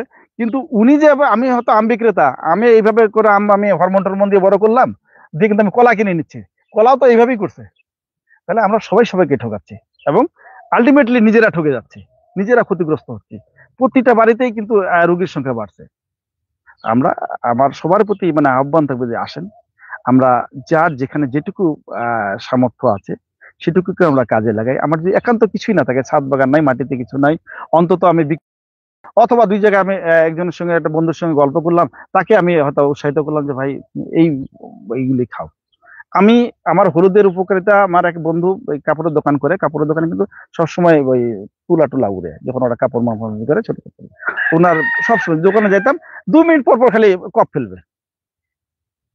তো ওনাকে বললাম যে ভাই আপনাকে আমি হলুদ দিই, প্রথম 50 গ্রাম হলুদ ওনাকে আমি উপহার দিলাম, আপনি খান। কালকে কিন্তু 100 গ্রাম কিনে নিচ্ছে। হ্যাঁ, তো দিলাম যে আপনি 5 দিন পরে আবার গেছি, ভাই আজকে কিন্তু কপ ফেলতেছেন না? আলহামদুলিল্লাহ ভাই, আমার তো অনেক কমে গেছে। হ্যাঁ, তো কালকে পরশু দিন বলছি ভাই আমার তো হলুদ শেষ হয়ে গেছে, হলুদ দিয়ে। তো এখন এই যে ন্যাচারাল জিনিসের উপকারিতা, এটা আসলে বলা যায় না। যেমন পটল আমি আবাদ করতাম, আমি এবার একদম পরীক্ষা করা, আমার ওই একটা পুকুর পাড়ে পটলের গাছ ছিল। তো আমি শ্বশুর বাড়িতে গেছি, মানে আমার শ্বশুর বাড়ির লোক, ওদের বাসায় গেছে, তো পটল রান্না করছে, খাইতে বসে দেখছি কি রে, আমি না পটল আনছি, তো মানে পটল তো অন্যরকম কিছু না, ওইটা রান্না করেনি। তার মানে এই যে স্বাদে বুঝতে পারতাম যে এটা প্রাকৃতিক পটল, এটা রাসায়নিক পটল, স্বাদের যে এত পরিমাণ পার্থক্য হয়। হ্যাঁ, ময়মনসিংহে নেসার ভাই যখন প্রথম আসলো 23 সালের অক্টোবর মাসের 1 তারিখে উনি আসলো, আসে পরে এখান থেকে আমার মালটা কিছু 2-4টা পটল ময়মনসিংহে কাপার ঠিকানায় পাঠালো। তো মানে উনি পাঠাইছে, কিন্তু ওই যে টাকাটা উনি সরাসরি আমার মোবাইল নাম্বারে দিতে বললো। তো আমার মোবাইল নাম্বারটা কিন্তু ওই আপার জানা হয়ে গেল যে টাকা পাঠাইছি ওখানে। 3-4 দিন পরে, ভাই আমার তো পটল লাগবে। আমি পটল কোথায় দিলাম কাকে, আমার তো আর ওই খেয়াল নেই যে পটল, আমি বুঝতে পারতেছি না যে পটল যে পাঠালেন। পরে তখন মালটা ঠিকই তো নেশা ভাই, তো মানে আমার নাম্বারে টাকা ঢুকাই দিতে বলছে, পটল দিতে হবে। মানে ওনার এত স্বাদের পার্থক্য উনি বুঝতে পারছে যে বাজারের পটল আর এখানকার পটল। তাহলে এই হলো অবস্থা। তো আমরা এখানে যারা আছি তারা তো অবশ্যই কৃষিকে ভালোবাসি দেখে আসছি এখানে, যার যেটুকুই আছে সেটুকুই আমরা নিরাপদ করবো। আর মানসিক তৃপ্তি এটা টাকার অঙ্কে হবে না। আমার হয়তো এই 3 বছরে বড় রকমের একটা লোকসান হতে গেছে, কিন্তু আমি যে মানসিক তৃপ্তিটা পাইছি এটা আবার কোটি টাকা দেওয়া হবে না। যে আমার ফসল খাচ্ছে, একটা বাচ্চা খাচ্ছে, নির্দ্বিধায় খাচ্ছে, সুস্থ। আমরা প্রায় দেখতেছি যে বিভিন্ন রকমের খাবার খায় বাচ্চারা অসুস্থ। ইনশাল্লাহ এই নিরাপদ খাবার খেলে সে অসুস্থ হবে না। সুস্থতার জন্যই আমরা খাবার খাচ্ছি, কিন্তু আমরা আসলে উল্টাতে পড়ে যাচ্ছি। আমার চাষ ব্যবস্থাটা আমরা প্রথম কি করি, এটা ইন্ডিয়ান একটা চাষ ব্যবস্থার সেটা এখন পুরা ওই ফরম্যাটে আছে তা না, আমরা বিভিন্ন রকমের এটার পরিবর্ধন স্থান ভেদে করছি। তো সেটা হলো যে দেশি গরুর গোবরটাকে আমরা ইউজ করার চেষ্টা করি। দেশি গরুর গোবর থেকে আমরা একটা লিকুইড সার তৈরি করি। বিভিন্ন রেশিওতে, যেভাবে রেশিওগুলি আছে সেভাবে এটাকে আমরা ফার্মেন্টিং করি। আমরা মোটামুটি যে 3.5 কোটি অণুজীব আছে 1 গ্রাম গোবরে, সেটাকে আমরা সেই অণুজীবের সংখ্যাটাই বাড়াই দিই, কারণ গাছ সরাসরি ইউরিয়া, ফসফেট, পটাশ কিছু খায় না। এই অণুজীবগুলি গাছকে খাবারটা তৈরি করে দেয়। জমিতে কিন্তু খাবার আছেই, আহ, কমে গেল, সেটা যখন বাইরে থেকে প্রয়োগ করি তখন সেটা পূরণ হয়ে যায়। সেটাকে ওই অণুজীবটা কিন্তু গাছের খাবার উপযোগী করে দেয়, আর বিনিময়ে গাছটাকে ওই অণুজীবটাকে শর্করা জাতীয় খাবার দেয়, যেটা সে সূর্যের আলো থেকে, পাতা থেকে তৈরি করে। 1/3 অণুজীবকে দেয়, 1/3 সে বডি গঠন করে, আর 1/3 সে তার ফলে দেয়। তো আমরা এই তরল সারটা তৈরি করি এবং একটা ঘন সার তৈরি করি, যেটা সরাসরি গোবরটা। তো এই গোবরটাতে দুই ভাবে করা যায়। আমার যদি গোবরের সঙ্গে আমি বেসন এবং গুড় মিশ্রণ করি, আর নিরাপদ মাটি, নিরাপদ মাটি বলতে যে মাটিতে কখনোই রাসায়নিক সার ব্যবহার হয় নাই। হ্যাঁ, এরকম মাটি হয়তো বড় গাছতলা হতে পারে, বড় বাঁশঝাড়, অনেকদিন ধরে বাঁশঝাড় আছে, বাঁশঝাড়ে কেউ সার ব্যবহার করে না, সেখানকার হতে পারে, গোরস্থানের মাটি হতে পারে। তা আমরা এখানে ব্যবহার করি আমাদের যে রোডটা আছে, এটা পূর্ণিয়া রোড বলে, মানে দিনাজপুর থেকে এটা পূর্ণিয়া যে ওদের ইন্ডিয়ান প্রদেশ আছে সেখানে পর্যন্ত এই রাস্তাটা গেছে। ওইটা এখন ইন্ডিয়া যেখানে পড়ে গেছে বর্ডারে, ওই রাস্তা তো আর লোক চলাচল নাই, ওখানে কোনো আবাদ হয় না, তো ওইখানকার মাটি আমরা ব্যবহার করি নিরাপদ মাটি হিসেবে। নিরাপদ মাটিটা কেন দিচ্ছি, এখানে মাটিতে যে পরিমাণ অণুজীব থাকার কথা, মোটামুটি ধরেন যে সবগুলি আছে ওখানে, আমরা কৃত্রিম ভাবে কোনো অণুজীব নষ্ট করি নাই, প্রকৃতিতে যেভাবে থাকার কথা সেভাবেই আছে। তাহলে ওই মাটিটাতে ওই মাটিতে অণুজীবগুলি শর্করা খায়, যার কারণে আমরা এখানে বেসন এবং গুড় ব্যবহার করি। ওই অণুজীবগুলি যেহেতু সংখ্যায় বাড়বে, প্রতি 20 মিনিটে ডাবল হবে, আবার মারাও যাবে, কারণ তাদের আয়ু অল্প, আমাদের মতন 60-70 বছর না, অল্প আয়ু, কিন্তু মরলে সেটা কিন্তু জৈব সার হিসাবে কাজ করবে। যদিও খুবই সূক্ষ্ম জিনিস, আমরা খালি চোখে হয়তো দেখতে পাবো না, এই এই অণুজীবগুলি মানে ওখানে আছে। তো এটাকে ফার্মেন্টিং করে সংখ্যা বৃদ্ধি করে নিই আমরা। গরমের দিনে 48 ঘন্টা, শীতের দিনে এটা মানে 96 ঘন্টা পর্যন্ত আবহাওয়ার ইয়া অনুযায়ী। তারপরে সেই গোবরটা আমরা তখন প্রয়োগ করি, অথবা লিকুইড সারটাই সরাসরি প্রয়োগ করি। এইভাবে এই চাষ ব্যবস্থাটা এখন সাধারণ যে জৈব চাষের চাষ ব্যবস্থা আগে থেকে প্রচলিত আছে, সেটাতে কিন্তু অণুজীবের সংখ্যাটা কম থাকে। হ্যাঁ, সার হিসেবে ওটাও যে কাজ করে, আমারটাও সেই কাজ করতেছে, কিন্তু অণুজীবের সংখ্যা কম থাকার কারণে ওটা কিন্তু কাজের গতিটা কম, ওটা প্রয়োগ মাত্রাটা অনেক বেশি করতে হয়। আর এটাতে কিন্তু প্রয়োগ একটু কম করলেও চলে। লিকুইডটাতে লিকুইডটা হয়তো আমার পানি সেচের সঙ্গে আমি যদি দিয়ে দেই তাহলে হয়ে যায়। আমরা যেমন আমার ধান খেতে আমরা স্প্রে আকারও দেই, এবং যখন পানি সেচ দিই তখন আমরা ওই ড্রেনে একটা চিকন পাইপ দিয়ে দিই, দিয়ে এইভাবেই দিই। এইভাবে আমাদের চাষ ব্যবস্থাটা শুরু হলো। সারের আমার যেটা বাস্তব অভিজ্ঞতা, আমরা সারের ব্যাপারটা মোটামুটি মানে মেটাইতে পারছি, কিন্তু পোকামাকড়ের আক্রমণ থেকে বা বিভিন্ন রোগ থেকে এখনো একটু সমস্যা হচ্ছে। এটা হলো যে ওই যে টাইম মেনটেন করে নিজে যদি পর্যবেক্ষণ করা যায়, গাছে মানে বাগানের মালিক বা চাষি যদি জমির কাছে নিজে থাকে, তাহলে তার পক্ষে আরেকটু সহজ হবে। আর যে চাষি জমি থেকে দূরে থাকে তার জন্য একটু কঠিন, মানে নিয়মিত পর্যবেক্ষণ করতে হয়। মানে পোকা ধরে গেলে কিন্তু আমার এখানে মুশকিল, আমাকে পোকা ধরবার আগেই বা একটা দেখা গেছে তখনই কিন্তু আমাকে ব্যবস্থা নিতে হবে। রাসায়নিকে কিন্তু মানে যদি পোকা মারা যায়, এখানে আমার পোকা মরবে না, পোকাটা হয়তো সরে যাবে। তাহলে পোকা যেন আমার না আসে, আমার বাগানটাকে, আমার ফসলটাকে পোকা যেন পছন্দ না করে, আমাকে সেই ব্যবস্থাটা নিতে হবে।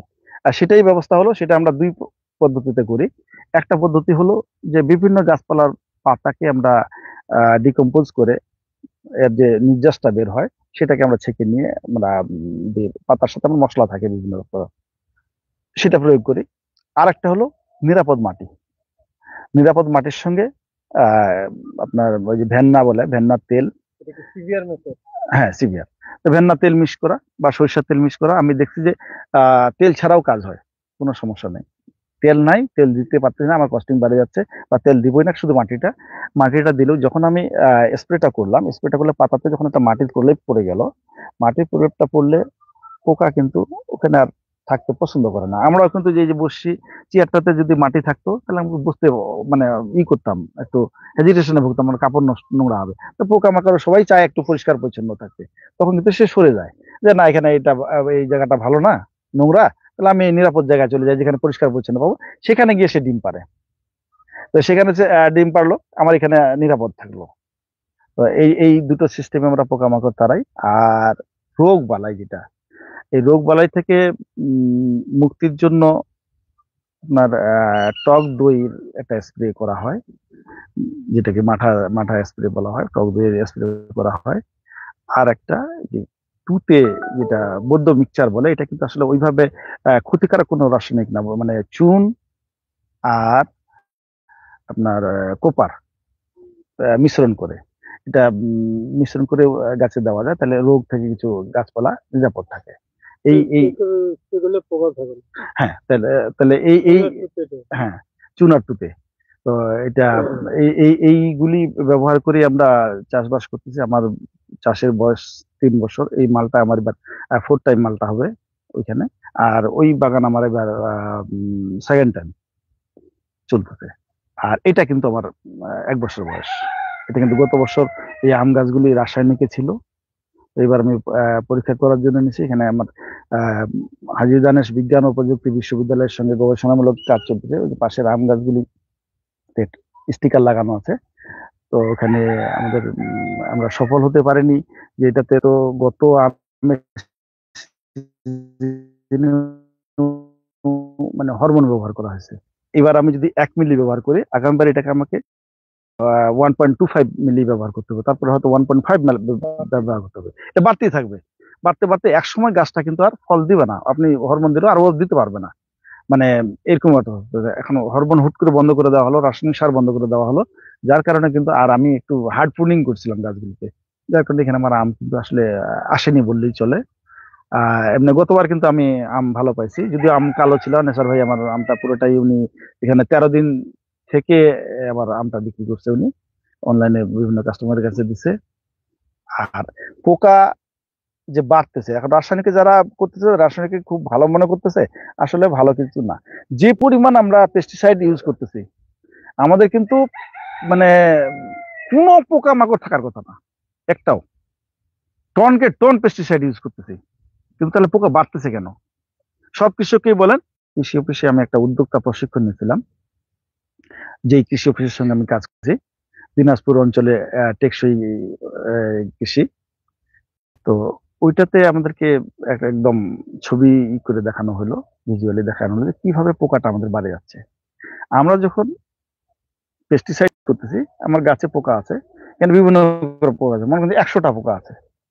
100টা পোকার ভিতরে কিন্তু প্রকৃতির নিয়মে 90টা হলো বন্ধু পোকা, 10টা মাত্র শত্রু পোকা, ক্ষতিকারক। যেমন সমাজে আমাদের কিন্তু বেশিরভাগ লোক ভালো, কিন্তু 10 জন লোক খারাপ। এই 10 জন লোক কিন্তু পুরো সমাজটাকে ওরা একেবারে মানে অতিষ্ঠ করে রাখছে, ওদেরকেই দেখা যাচ্ছে।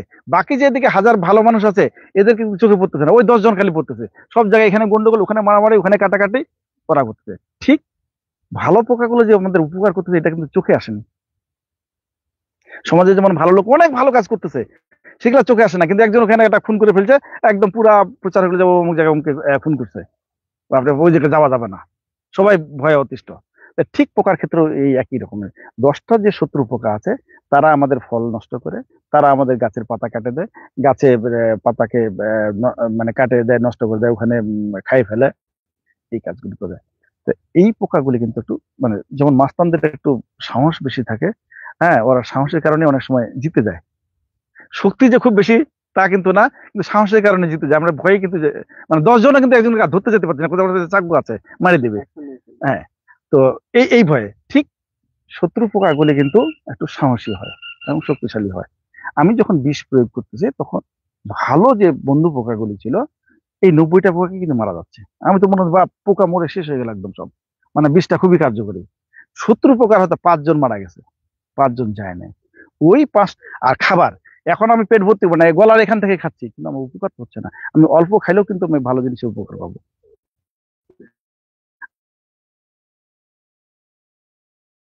আমি যদি একটা ভালো ফল খাই, একটা ভালো আম খাই, দেখা গেল ওই দিনে আমার পুষ্টি চাহিদাটা পূরণ হয়ে গেছে। তাহলে আমাদেরকে বেশি খায় অসুস্থ হওয়ার দরকার নাই। তো আমি মনে হয় অনেক বেশি কথা বলে ফেললাম। এটাই হলো আমার মানে সফল হয়েছে কিনা জানি না। তো মনে হচ্ছে যেহেতু গ্রামের লোকজন এবার আমার মানে সার নেওয়া শুরু করছে, তার মানে কিছুটা হলেও হয়তো তারা আমার এখানে সফলতা হয়তো দেখছে। কৃষি অফিস ধান রাসায়নিক মুক্ত হয় এটা বিশ্বাস করতো না, তারা করতেছিল না। এই কি হবে, আসে যখন আমার ধান বাড়িতে ধান গত অক্টোবর মাসে নিয়ে গেলাম, জমিতে গেল, ধান তখন গুণা হলো। ওরা আমার ধানের সঙ্গে রাসায়নিকের ধান, আমার একটা গোছায় ধানের শীষ বেরিয়েছে 15টা, রাসায়নিকের ছিল 13টা। জায়গাটা গড় কোনটাতে আমার বেশি আছে, কোনটাতে ওদের বেশি আছে, তার মানে গড় সমান আছে। ধান একটা শীষে ধান গুনলো, আমার ছিল 166টা, রাসায়নিকেরটাতে পাইলো 165টা। ওদের ধানের রং আমার থেকে খারাপ ছিল, আমার ধানের রং কিন্তু ভালো ছিল।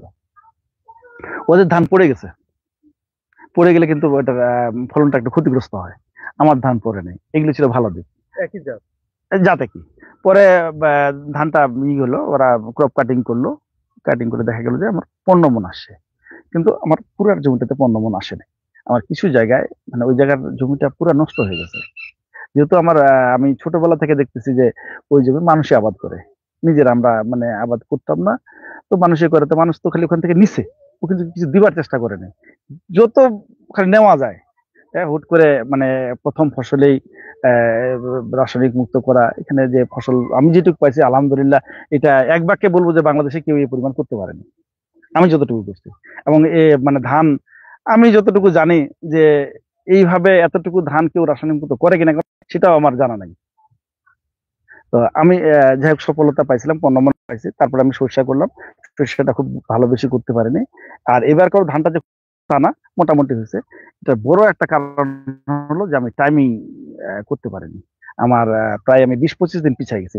সবারই ধান কিন্তু পাকে আসতেছে, আমার ধান বের হয় নাই বা বের হচ্ছে। তার মানে 20-25 দিন। এটা এবার ইনশাল্লাহ আগামী সিজনে আমি 3টা ফসল আর করবো না, 2 ফসল করে টাইমিংটাকে সেট করে নেব, যেন আমি প্রচলিত এলাকায় যেই সময় যে ধান করে আমি যেন সেইভাবে ধান লাগাতে পারি। ইনশাল্লাহ ধানও হবে, সবই ফসল করা যাবে, শুধু নিজের মনোবলটা রাখতে হবে যে না হবে।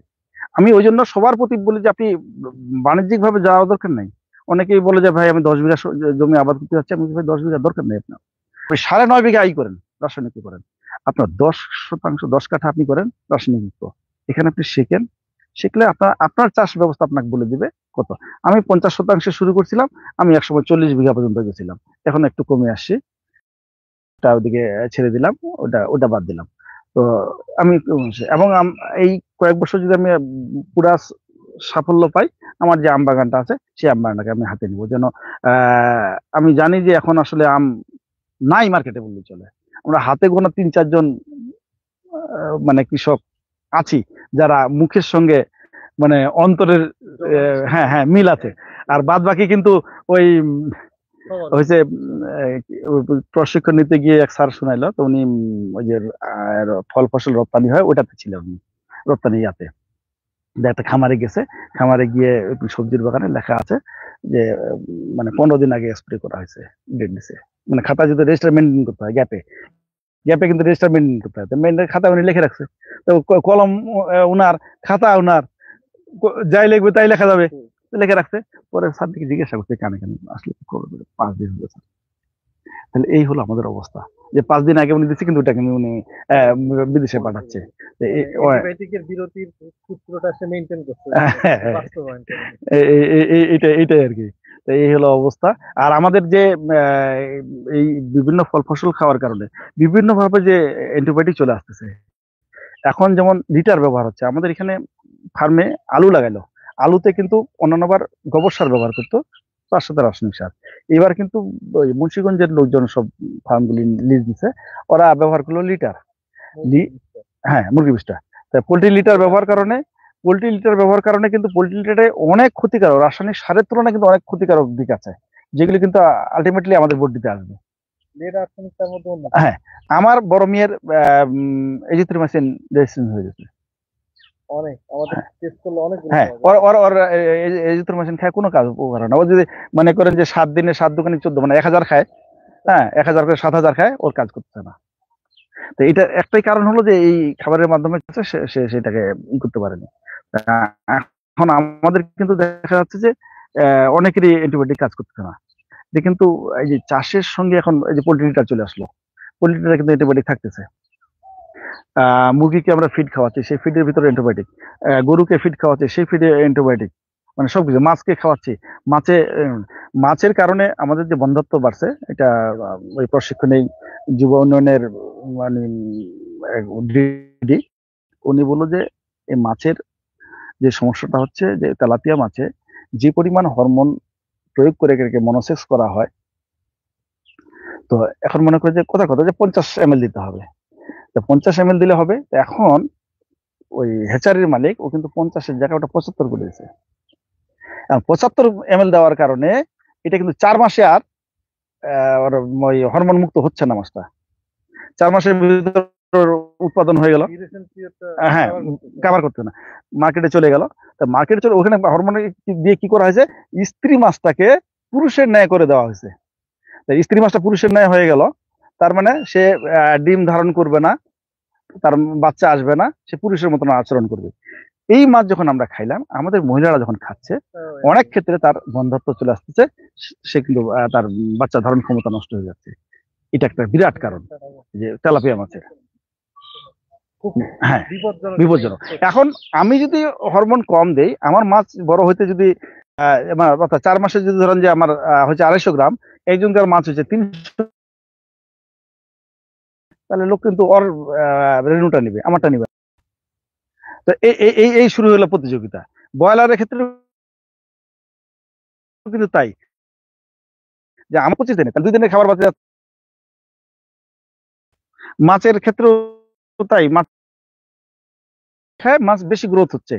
এখন ফিডে কি দিছে, নিয়ম নীতি তোয়াক্কা না করে সবাই সব জায়গায় হরমোন ইউজ করতেছে, গাছে হরমোন দিচ্ছে।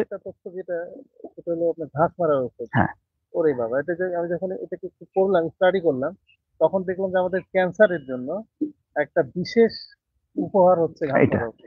এখন এই যে আমি ওই বাগানে একসময় স্কোয়ার থেকে ওষুধ ছিলাম, স্কোয়ারের যে মার্কেট করে, ও আমাকে বলতে, ভাই আপনি করেন, আপনাকে আমি ওই 25 লিটার বা 25 লিটার মনে হয় গ্যালন, এগুলো আপনাকে কিছু দিয়ে দেই।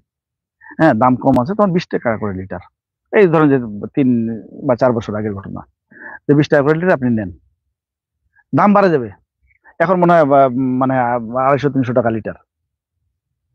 তারা অভ্যস্ত করে ফেললো, মানুষকে নেশা ধরাই দিল, ফ্রি মানে পানির দামে, পানির চেয়ে কম দামে আগে দিল, দিয়ে মানুষের নেশা হয়ে গেছে। এখন প্রয়োজন নাই। আপনি দেখেন রাস্তার ঘাস মারাটা কি ওর দরকার ছিল কোনো?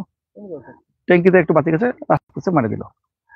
আর কিছু না হলে তো অক্সিজেন দিচ্ছিল আমাকে, উপকার করে নাই, কিন্তু আমার তো কার্বন ডাই অক্সাইড সে নিছে, আমাকে তো অক্সিজেন দিছে, হ্যাঁ, তার দিয়ে দিলাম।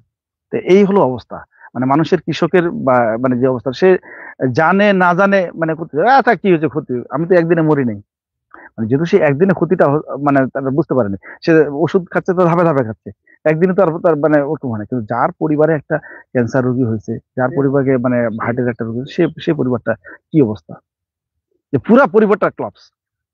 আমাদের এর থেকে বাইরে হয়ে আসতে হবে, আমাদের সবাইকে, আমরা উৎপাদক যারা, তাদেরকে বাইরে হয়ে আসতে হবে।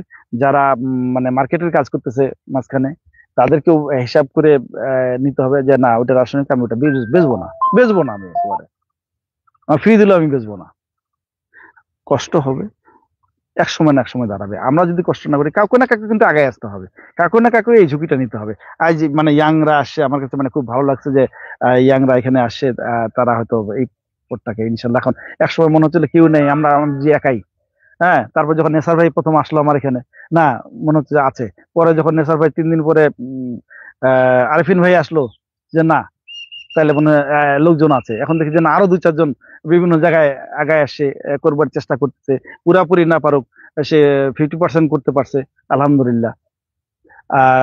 জানবার আগ্রহ আছে, জানতেছে, প্রচারটা করতেছে, তাহলে আস্তে আস্তে ইনশাল্লাহ এক সময় না এক সময় আমরা পারতে হবে। ইন্ডিয়া যেহেতু পারতেছে, জাপান পারতেছে, অন্যান্য উন্নত দেশ তারা রাসায়নিক যুক্ত খাবার খায় না, তারা যেহেতু পারতেছে, আমরাও পারবো। হ্যাঁ, ভয়ের কোনো কারণ নাই, কিন্তু সাহস করে আগাইতে হবে। হ্যাঁ, আমি ওই যে অল্প করি, কৃষি অফিসের সঙ্গে আমি দ্বিমত প্রকাশ করলাম ওই প্রশিক্ষণে, যে স্যার আমার আপনাদের সঙ্গে দ্বিমত, যে আপনারা বলতেছেন যে ওই সার 10 কেজি দিতাম, এখন 8 কেজি দেবো। আমি বলছি না স্যার, 8 কেজি না, আপনি 10 বিঘা আবাদ করতে চান, আপনি 10% আপনি করেন, একদম দিবেন না ওখানে। না দিয়ে কি হয়, একটু কম হোক, আপনি তো 9.5 বিঘা ওদিকে পুরোটাই আপনি পাচ্ছেন, আপনি এটুকু করেন, আপনি নিজে খাবার জন্য করেন, আপনি মানুষকে দিবেন না, এটা বেচবেন না। আপনি যে শাকসবজির বাগানটা 1% 2% জায়গা হ্যাঁ শতাংশ করেন, এই 2% করে আপনি নিজে খান। তা আমরা সব কৃষকরা যদি এইভাবে নিজেরা করি, আমরা যদি নিজেরা সুস্থ থাকি, তখন তো আমার মনোবল বাড়বে। আর খাবারটা স্বাদ তো এটা, আমি তো অনেকদিন খাইছি, এরকম স্বাদ তো পাই নাই, টমেটোটা তো এরকম স্বাদ পাই নাই, বা ভেন্ডিটা তো আমি এরকম স্বাদ পাই নাই। তখন কিন্তু আপনি না আরেকটু বাড়াই দিই, তখন এখন শাক বিক্রি করতে আমার পাতা কিন্তু খাওয়া, সব পাতা খাওয়া, বেশিরভাগ পাতা পোকা খাই ফেলছে। তারপরে বাজারে নিয়ে গেলে কিন্তু আগে আমাদেরটা বিক্রি হয়ে যায়, কারণ সবাই জানে যে এখন যে ওখানে সার বীজ দেয় নাই, শাক পাতা বিক্রি হয়ে যায়। এই অবস্থা, এখানে আমাদেরকে আসতে হবে ইনশাল্লাহ। আমি দৃঢ় আশাবাদী যে আল্লাহ সফলতা দান করবে। আসসালামু আলাইকুম। এই পর্যন্ত যে আমাদের কথা হলো, প্রশ্ন আছে কিনা আমরা একটু প্রশ্ন উত্তর নেই, এতটুকু। আমার কিছু প্রশ্ন ছিল যেটা ভাইজানের কথার মধ্যে দিয়ে বের হয়ে আসছে। প্রথমত হচ্ছে যে এসপিকে কৃষি পদ্ধতি, যেটা সুভাষ পালেকার জি ন্যাচারাল কৃষি যেটাকে বলা হয়, তো সেটা হচ্ছে ভারতের যে আবহাওয়া, ওখানকার যে তাপমাত্রা, জলবায়ু, সেখানে টেকসই। এখন ভারতের আবার বিভিন্ন ধরনের আবহাওয়া আছে, উনি নিশ্চয়ই সমস্ত ভারতব্যাপী এটাকে চেষ্টা করে গেছেন।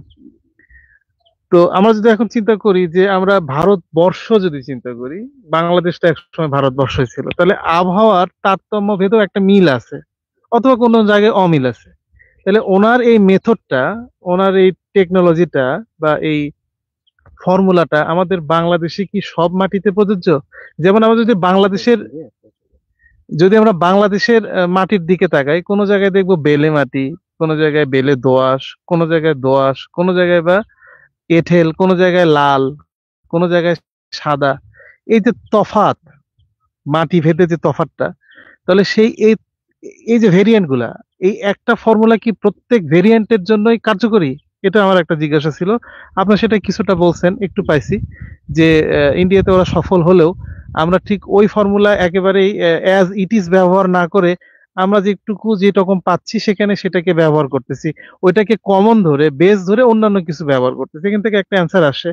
তো মানে আসলে আপনারা যেহেতু এর সঙ্গে যুক্ত আছেন, এবং আমি যতটুকু এই এসটিকে নিয়ে সেলফ এডুকেশন বলা যায়, যতটুকু আমি অর্জন করছি, তাতে আমি দেখছি যে এটা চমৎকার একটা ফর্মুলেশন, যেটা 4 হুইল ড্রাইভ বলা হয়, একটা গাড়ির 4 চাকার সঙ্গে তুলনা করা হয়। এবং আমি প্রত্যেকটা বীজামৃত, জীবামৃত, ওয়াস্তা কন্ডিশন এবং মালচিং এটা নিয়ে পড়াশোনা করছি। এবং চায়নারা মালচিং হিসেবে পেপার ব্যবহার করে, প্লাস্টিক পেপার। তো সেইখানে এই মানে মালচিং পেপার আর প্রাকৃতিক মালচিং এর অধ্যায়ে অনেক দূর, মানে আমার সীমিতের মধ্যে দিয়ে অনেক দূর অগ্রসর হওয়ার চেষ্টা করছি। এবং সেখান থেকে যেটা পরে দেখলাম যে আসলে এটা হলো প্রাকৃতিক মালচিংটাই উপযুক্ত, এবং সেটা অবশ্যই 3 থেকে 4 ইঞ্চি থিকনেস হওয়া দরকার, মালচিংটা আসলে এতখানি হওয়া দরকার। এবং মজা হচ্ছে কি যে আল্লাহ পাকের দয়ায় আমি যা অর্জন করি সেটা আমার ওই ছোট্ট জায়গায়, যেটা বললাম, তা আমার তো বিশাল বিঘা বিঘা সম্পদ নাই, মাঠ নাই, আমার তো ছোট্ট একটা ছাদ আছে। আমি ওই ছোট্ট একটা ছাদে কিন্তু সব চেষ্টা করি, এবং তার অনেক সুফল আমি পাইছি। তো আমার ছাদে যেটা আমি দেখছি যে অনেক রোদ ইত্যাদি বিভিন্ন ভাবে আমি চেষ্টা করে দেখছি, এখানে মালচিং ব্যবহার করে আমি এর ফল পাইছি যে আমি ওখানে আর্দ্রতা পাইছি। আমি আজকে আপনার বাগানেও যখন হাঁটছিলাম আপনার সঙ্গে, তখনও জিজ্ঞেস করলাম যে এটা বোধহয় খেজুর গাছের পাতার মালচিং হবে, তার নিচের কিন্তু মাটি হাতে নিয়ে আর্দ্রতা লক্ষণীয়। অথচ পাশে যেখানে দাঁড়াইছিলাম সেখানে মালচিং ছিল না, সেখানে মাটিটা অনেকখানি শুষ্ক, অর্থাৎ আর্দ্রতার পরিমাণ কম। ফলে প্রকৃতিতে এটার যে আশেটা আর মালচিংটা কেন ব্যবহার হয়, যেমন গরমকালে আমরা যেটা গ্লাসের মধ্যে, কাঁচের গ্লাসে পানি ভরে রাখি, সেখানে গ্লাসের চতুর্পাশে পানি আসে, তাহলে কি গ্লাসটা কানা হয়ে পানি বেরোলো? অবশ্যই না। এখানে যে প্রাকৃতিক একটা মিথস্ক্রিয়া হয়, একটা বিক্রিয়া হয়, সেই বিক্রিয়ার ফলটাই আমরা ওই জলীয় কণার উপস্থিতি ওখানে ধরে নেওয়া হয়। তো ঠিক মালচিং এর মধ্যে ওই ঘটনাটা ঘটে, অর্থাৎ প্রকৃতিতে অবস্থিত জলীয় কণা সে ধারণ করে নিজেকে ভেজা রাখে, ফলে নিচে একটা ছায়া হয় মালচিং থাকার কারণে। কেঁচো, অন্যান্য অণুজীব জীবিত থাকে, এবং তাদের খাবার জন্য বা মাটির যে আর্দ্রতা বজায় রাখার জন্য যে পরিমাণ একটা জলীয় কণা দরকার সেটা পাওয়া যায়। এবং মজার একটা তথ্য আমি এসপিকে থেকে পেলাম, সেটা হচ্ছে গাছ কখনো পানি খায় না। তো এটা যখন ভিতরে গেলাম, প্রথমে শোনার পর আশ্চর্য হলাম, গাছ পানি খায় না, তাহলে কেন গাছে আমরা পানি দিই, কি ব্যাপার? তো আরো যখন ভিতরে ভিতরে গেলাম, তখন মজার একটা উদ্ঘাটন পেলাম, সেটা হচ্ছে গাছ আসলে খায় জলীয় কণা। তো জলীয় কণা যদি গাছের প্রয়োজনে, সেখানে আমরা নিমজ্জিত সেচ কেন দিচ্ছি? তো নিমজ্জিত সেচ নাতে জলীয় কণার উপস্থিতি যেন ঘটে, তার ব্যবস্থা ঘটালেই তো এখানে হয়ে যাচ্ছে, আর সেটাই ঘটায় মালচিং। তো যাক, আমি ওইদিকে না যাই। আরেকটু স্পেসিফিক যেটা জানার ইচ্ছা যে আপনাদের অভিজ্ঞতায় বাংলাদেশের প্রত্যেকটা মাটি এটা উপযুক্ত কিনা, এই মনে একটা কোশ্চেন। আরেকটা হচ্ছে যে আমরা যারা ভোক্তা, যদিও হুজুর নিসার হুজুরকে ধন্যবাদ জানাই, আপনাকে ধন্যবাদ জানাই যে আপনি এত ত্যাগ স্বীকার করে যদিও এই সময় 3 বছর কিন্তু কম সময় নয়, 3 × 12 = 36টা মাস, এটা যদি আপনি প্রাকৃতিক কৃষি না করে রাসায়নিক কৃষি করতেন, এর যে প্রফিটের অঙ্ক সেটা অনেক হতো অর্থের দিক থেকে। আবার আপনি এখানে নিজেই বললেন যে আমার ওই অর্থের ঘাটতি হতে পারে, কিন্তু তৃপ্তির প্রাচুর্যতা যেটা, সেটা অর্থের সঙ্গে তুলনাযোগ্য নয়। তো ফলে এই যে আপনার স্যাক্রিফাইস, হুজুরের প্রচেষ্টা এবং আরো যারা করছেন এসপি কে নিয়ে, যারা এই ফর্মুলাটা বাংলাদেশে আনলেন, বা সুভাষ পালেকার যে দূর থেকে তাকে সেলুট জানাই যে তিনি প্রাকৃতিক কৃষি গবেষণা এসে এই 4 হুইল ফর্মুলাটাতে তিনি যে উপস্থাপন করলেন, এবং ভারতে প্রায় 80 লক্ষাধিকের অধিক কৃষক এখন তার ফর্মুলাটা ব্যবহার করেন, উপকৃত হচ্ছেন, প্রকৃতি বাঁচতেছে, পানির নিচের যে লেয়ার, আমাদের জলের লেয়ারটা আছে, আমরা এই যে কিছুক্ষণ আগে হাঁটতে হাঁটতে বললাম এখানে কি পানি ওঠে শ্যালো দিয়ে, মানে লেয়ার কতটুকু, তো প্রাকৃতিক লেয়ারটাকে উপরে আসতেছে, ডিপ সেচের দরকার পড়তেছে না, 40°C-এর মধ্যে সবজি উৎপাদন হচ্ছে পানি সেচ ছাড়া। তো এগুলো আসলে একটা বিশাল একটা ব্যাপার, এগুলোর আরো বহুমুখী প্রচার দরকার। এবং আমি আপনার সঙ্গে একমত, আজকে এখানে আসার পরে ইয়াংদেরকে দেখেছি, তারা আসলেন এবং আসলে তাদের হাত ধরেই এগুলো অনেক দূর ছড়ায় যাবে। তো পাশাপাশি আমার আরেকটা জিজ্ঞাসা, সেটা হচ্ছে এই ভোক্তার কাছে পৌঁছে দিতে গিয়ে, যেমন নেসার হুজুর বিশাল ভাবে কাজ করে যাচ্ছেন, কারণ আমার এলাকাতে এরকমের কেউ নাই। আবার অনলাইনে আমরা যেটা ব্যবহার করি, অনলাইন শপিং, সেটা আমরা জনগণের কত শতাংশ? ফলে আসলে অনলাইনের সাথে অফলাইনেরও একটা সংযুক্ত করে আগানো খুব দরকার, মার্চ করা দরকার। তো সেটা যদি করতে চাই, এটা আমারও একটা চিন্তা, এটা আপনার কাছে শুরুতে পরিচয় হওয়ার সময় একটা প্রশ্ন করার চেষ্টা করলাম যে আমার হয়তো জমি নাই, আমি অত উৎপাদন করতে পারছি না, কিন্তু আমি নিজে ভোক্তা এবং আমার আশেপাশে ভোক্তা আছে, আমি তাদের কাছে কিভাবে পৌঁছায় দিতে পারি? তো সে আলোকে ধরেন আমি যদি বলি যে বগুড়াতে আমি একটা নিরাপদ সবজি অথবা প্রাকৃতিক ফসল উৎপাদনের একটা স্টল করতে চাই, তো সেটা যদি করতে চাই তাহলে এইটা আমি কিভাবে করব, বা সফল হব কিনা, বা উদ্যোগে আপনারা স্বাগত জানাবেন কিনা, নাকি বলবেন যে আরেকটু পর? তো আসলে আমার ইচ্ছা হচ্ছে কি যে শুধু নিজে ইউজার নয়, এটা যেন আরো কাউকে পৌঁছা দিতে পারি। কিন্তু পৌঁছা দিতে গেলে একটা স্ট্রাগল থাকে ওখানেও একটা বিজনেস থাকা দরকার, নাহলে আমি কিভাবে পৌঁছা দিব, আমি এটা করব কিভাবে? সব মিলায় যদি সেরকমের উপযুক্ত একটা মনে হয়, পজিটিভ মনে হয়, তাহলে আমি আজকে আপনার কাছে একটা প্রস্তাব দিচ্ছি, আমি বগুড়ায় একটা করতে চাই, একটা ছোট্ট করে হলে একটা আউটলেট করতে চাই, যেটা হলো অফলাইন এবং অনলাইন। কারণ অনলাইনে কতজন খুঁজে খুঁজে যায়, কিন্তু বাজারে আসে, আমি বাজারের এক কোনায় যদি আমার একটা সুন্দর একটা স্টল থাকে, সবাই ঘুরলো টুরলো, এখানে এসে দেখলো মা শাকের চেহারা তো খারাপ, আমের চেহারা তো খারাপ, এটা আবার কি দোকান? তারপর সেখানে কিছু প্রচার থাকলো, লিফলেট থাকলো, মানে আমার দিক থেকে মানুষকে অ্যাওয়ারনেসটা বাড়াবার জন্য যা যা উদ্যোগ দরকার, আমি যদি নিজে উপস্থিত থাকি, 1-to-1 গ্রাহকের সাথে কথা বললাম, জাস্ট ওইখানে একটা প্রচার কেন্দ্র হয়, তো সেটা আমি একটা করতে চাই। সেটা করতে গেলে কিভাবে করতে পারবে, আপনারা এটাকে সমর্থন দিবেন কিনা, বা সহযোগিতার হাত কিভাবে বাড়াতে পারেন? ধন্যবাদ। আরো হয়তো আসবে আমার কথা, একটু পরে এইটুকু বলি। এবং আপনার প্রথম প্রশ্নটাতে আসি, তখন তো হালকা হবে যে মডেলটা আছে সুভাষ পালেকারের, ডক্টর সুভাষ পালেকারের, সেটা একটা স্ট্যান্ডার্ড ধরে নিতে পারেন। এটার সঙ্গে তো সংযোজন বিয়োজন করতে হবে, মানে ওই ফরম্যাটে ওনার ওখানে যেটা কার্যকর হয়েছে, এইটা আমার এখানেই ধরেন যে আমার এখানে যেটা কার্যকর, এইটাই আমার এখান থেকে জাস্ট 300 মিটার দূরে, ওখানে কিন্তু আমি সাকসেস হতে পারিনি।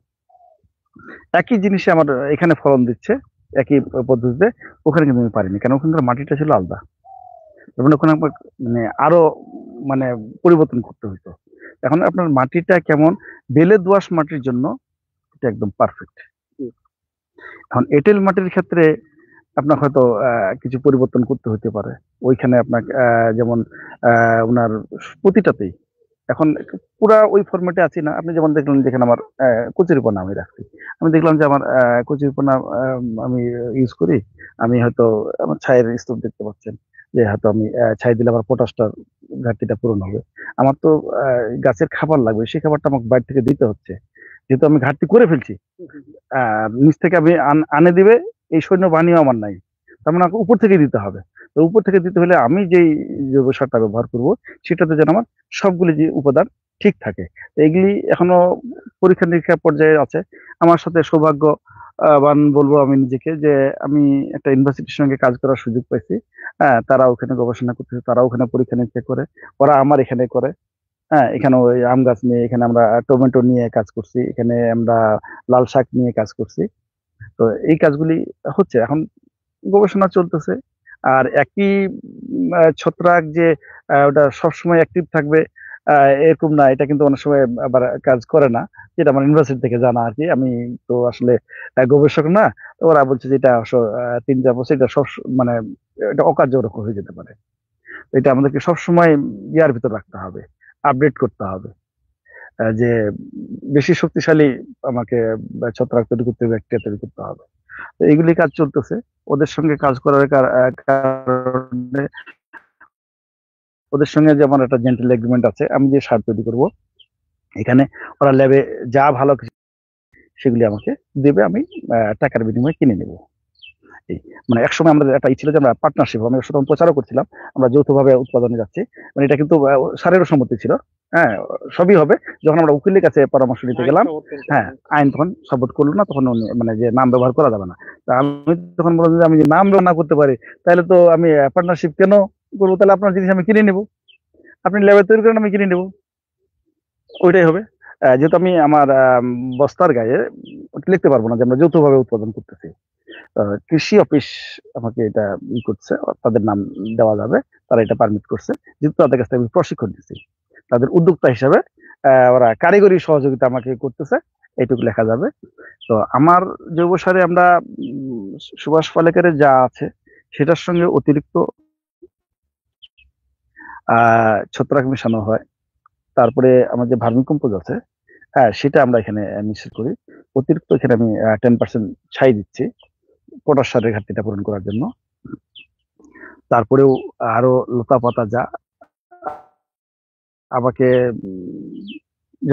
আমার এক শুভাকাঙ্ক্ষী ওরা আবার বলছিল পোল্ট্রি লিটার ব্যবহার করতে। আমি বলছি যে পোল্ট্রি লিটার ব্যবহার করবো না, আমার কস্টিং বেশি পড়তেছে, আমার 1 টাকা লাভের দরকার নেই, আমার 25 পয়সা লাভ হলে আমি খুশি, কিন্তু আমি পোল্ট্রি লিটার ব্যবহার করবো না।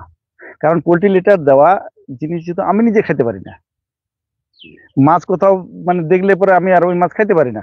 তো আমি যেটা পারি না, আর আমি মনে করি যে এটা রাসায়নিকের থেকে খারাপ, গবেষণা আমার নাই, কিন্তু আমার কাছে মনে হয়েছে এখানে যা যা জিনিস আছে রাসায়নিক এত খারাপ জিনিস নেই, পোল্ট্রি যেভাবে খারাপ জিনিস। এখন প্রচলিত জৈব সার যারা ব্যবহার করতেছে তারা কিন্তু সবই মানে বেশিরভাগ হলো পোল্ট্রি লিটার দেওয়া, মানে বড় কোম্পানিগুলির। আর যারা ছোট ছোট আমার মতন মানে হাঁটি হাঁটি পা করে তৈরি করতেছে, তারা হয়তো পোল্ট্রির ব্যবহারটা একটু কম করতেছে, তারাও কিন্তু করতেছে। যেমন অর্থাৎ ইউনিভার্সিটি আমাকে বলছিল যে আপনি কস্টিং কমায় আনেন, নাহলে তো টিকতে পারবেন না। স্যার আমি পারবো না, তো বাদ দিয়ে দেবো, কিন্তু আমি করে দিই। কারণ আমাকে হয়তো আপনি এখানে দেখতেছেন যে আমি অপরিচিত, কিন্তু আমার লাইনের যারা রাসায়নিক মুক্ত ফল ফসল খায় এবং আবাদ করে, অথবা বিক্রেতা, অথবা খোঁজ খবর রাখতেছে, খায়ও না, চাষও করে না, কিন্তু এটা তার ভিডিওটা দেখতে একটু ভালো লাগে যে না ভালো জিনিস করতেছে, এরকম লোকজন চেনে। আমি হয়তো চিনি না, কিন্তু আমাকে চিনে। কারণ আমি নেসার ভাই একটা প্রোগ্রামে ঢাকায় গেলাম, দেখি যে সবাই আমাকে মানে ইউটিউবে দেখছে, চিনে। আমি কাউকে চিনি না, নেশা ভাই ছাড়া কাউকে চিনি না, কিন্তু ওরা আমাকে চেনে। তাহলে এই যে আমি উঁচু গলায় মাথা উঁচু করে কথা বলতে পারতেছি, সেটা আমি পারবো না। আমার বিবেকের কাছে আমি যদি এখনই ওখানে পোল্ট্রি দিই, আমার মাথাটা নিচু হয়ে যাবে, আমি আর বলতে পারবো না। আমি পোল্ট্রিটা ইউজ করবো না। আপনি অল্টারনেটিভ কি আছে যে বিভিন্ন গাছপালা, মানে হ্যাঁ এটা বলেন, আমার ওখানে যত গাছপালা আছে, জঙ্গল আছে, সবই কাটে কাটে আমি ওখানে দিই, তার তো একটা পাওয়া যাবে, যেহেতু ওর বডিটা গঠন হয়েছে। কারণ গাছটা যে মাটি থেকে খাবার নিয়ে তো বডিটা গঠন হয়েছে, তার বডি তো সেই খাবারটা আছে। আমার আঙুলের ভিতর, আমার শরীরে যা আছে, এই আঙুলের ভিতর কাটলে কিন্তু সেই সেলগুলি আছে, সেই রক্ত আছে, সেইখানে হিমোগ্লোবিন আছে, সবই আছে, লোহিত কণিকা আছে, সবই আছে। তাহলে এখানেও আছে, তাহলে ওই গাছের বডিটা তো আছে, সেটা ঠিক আছে। আপনি সবুজ গাছপালা ঘাস দিতে বললেন, এটা ঠিক আছে। আমাদের যে ট্রেনার উনি আমাকে বললো যে আপনি একটু একটা পরীক্ষা করতে পারেন, আগে এমনি সার পরীক্ষা করাবেন, আবার আপনি হ্যাঁ আরেকটা জিনিস উপাদান উনি মিক্স করতে বললো। তো আজকে আমি জিজ্ঞাসা করলাম যে কেমন কি, ওটা কস্টিং কেমন? তো বললো যে না কস্টিং বেশি না, এই রেঞ্জের ভিতরেই। বলছি ঠিক আছে, ওটা দিয়ে আমি পরীক্ষা করবো। পরীক্ষা করে ওখানে কেমন মান, যদি আমার মানটা বাড়ে তাহলে ভালো, আর মান যদি সমানও থাকে, যদি ওটার দাম আমার কম হয়, তাহলে আমার কস্টিংটা কমে আসবে। যে মান আমার সমানই আছে, 1 কেজিতে এখানে যতগুলো খাদ্য উপাদান ছিল ওখানেও ততটা আছে, তাহলে আমি সেটা করব। কিন্তু জৈব কার্বনের উপাদান বাড়ানো। হ্যাঁ, তো এগুলি করব। এগুলা তো যেহেতু এটা চলমান জিনিস, তো এটা মনে করে যে পরিবর্তন হতেই থাকবে যত শেখা হবে। হরিসাধন দাদা উনি মনে প্রাণে, মানে এমনিতে কৃষিবিদেই, কিন্তু তারপরেও অনেক কৃষিবিদ আছে কৃষি অফিসে চাকরি করে, চাকরির জন্য চাকরি করে, আর উনি কিন্তু মনে প্রাণে কৃষিকে ভালোবাসে। প্রাকৃতিক কৃষি নিয়ে অত আগ্রহ নেই। হ্যাঁ, ওনার প্রাকৃতিক কৃষি নিয়ে আগ্রহ, আবার মনে প্রাণে ভালোবাসে। উনি মনে করেন যে এখানে দিনাজপুর, গ্রেটার দিনাজপুরের যে এনজিওতে চাকরি করে, গ্রেটার দিনাজপুরের উনি মানে আহ, কর্তা ছিলেন। তো এখন উনি আর মানিকগঞ্জে পোস্টিং। ওইখান থেকে আসলে তিনি যে কৃষিও শুরু করছে, কিন্তু ওনার অফিসে থাকলে উনি ভিআইপি হালে থাকতে পারবে, কিন্তু উনি বড় কর্মকর্তা ওই অফিসে খাওয়া দাওয়া সুযোগ সুবিধা, এসি রুমে থাকবে, চমৎকার অফিসে থাকতে পারবে। কিন্তু না থাকে, উনি আমার খামারে আসতে থাকে। গত সপ্তাহে 3 দিন থেকে গেল, শুক্র শনি রবিবার, সোমবার দিন সকালবেলা গেছে। আজকে আমি আসতে বলছিলাম, তো দাদা শনিবার দিন যদি ছুটি থাকতো তাহলে চলে আসতাম। গভর্নমেন্ট তো হুট করে বলছে শনিবার অফিস করতে হবে। আমার সঙ্গে অনেকে আসতে পারে। হ্যাঁ, তো ওই কারণে কিন্তু উনি আর আসতে পারেনি, নাহলে কিন্তু আসতো। তো উনি এত কৃষিকে ভালোবাসে, কৃষি শুধু ভালোবাসার কারণে এখানে আসে থাকে। উনি আসে, প্রাকৃতিক কৃষি করতেছে, এগুলো দেখে, হাঁটে হাঁটে দেখে, আমার কিছু পরামর্শ দিয়ে, যে আমি না থাকলেও দাদা আপনার এই জায়গায় এই করেন তো, এটা এইভাবে করেন, দেখি দেখা যাক কি রেজাল্ট আসে।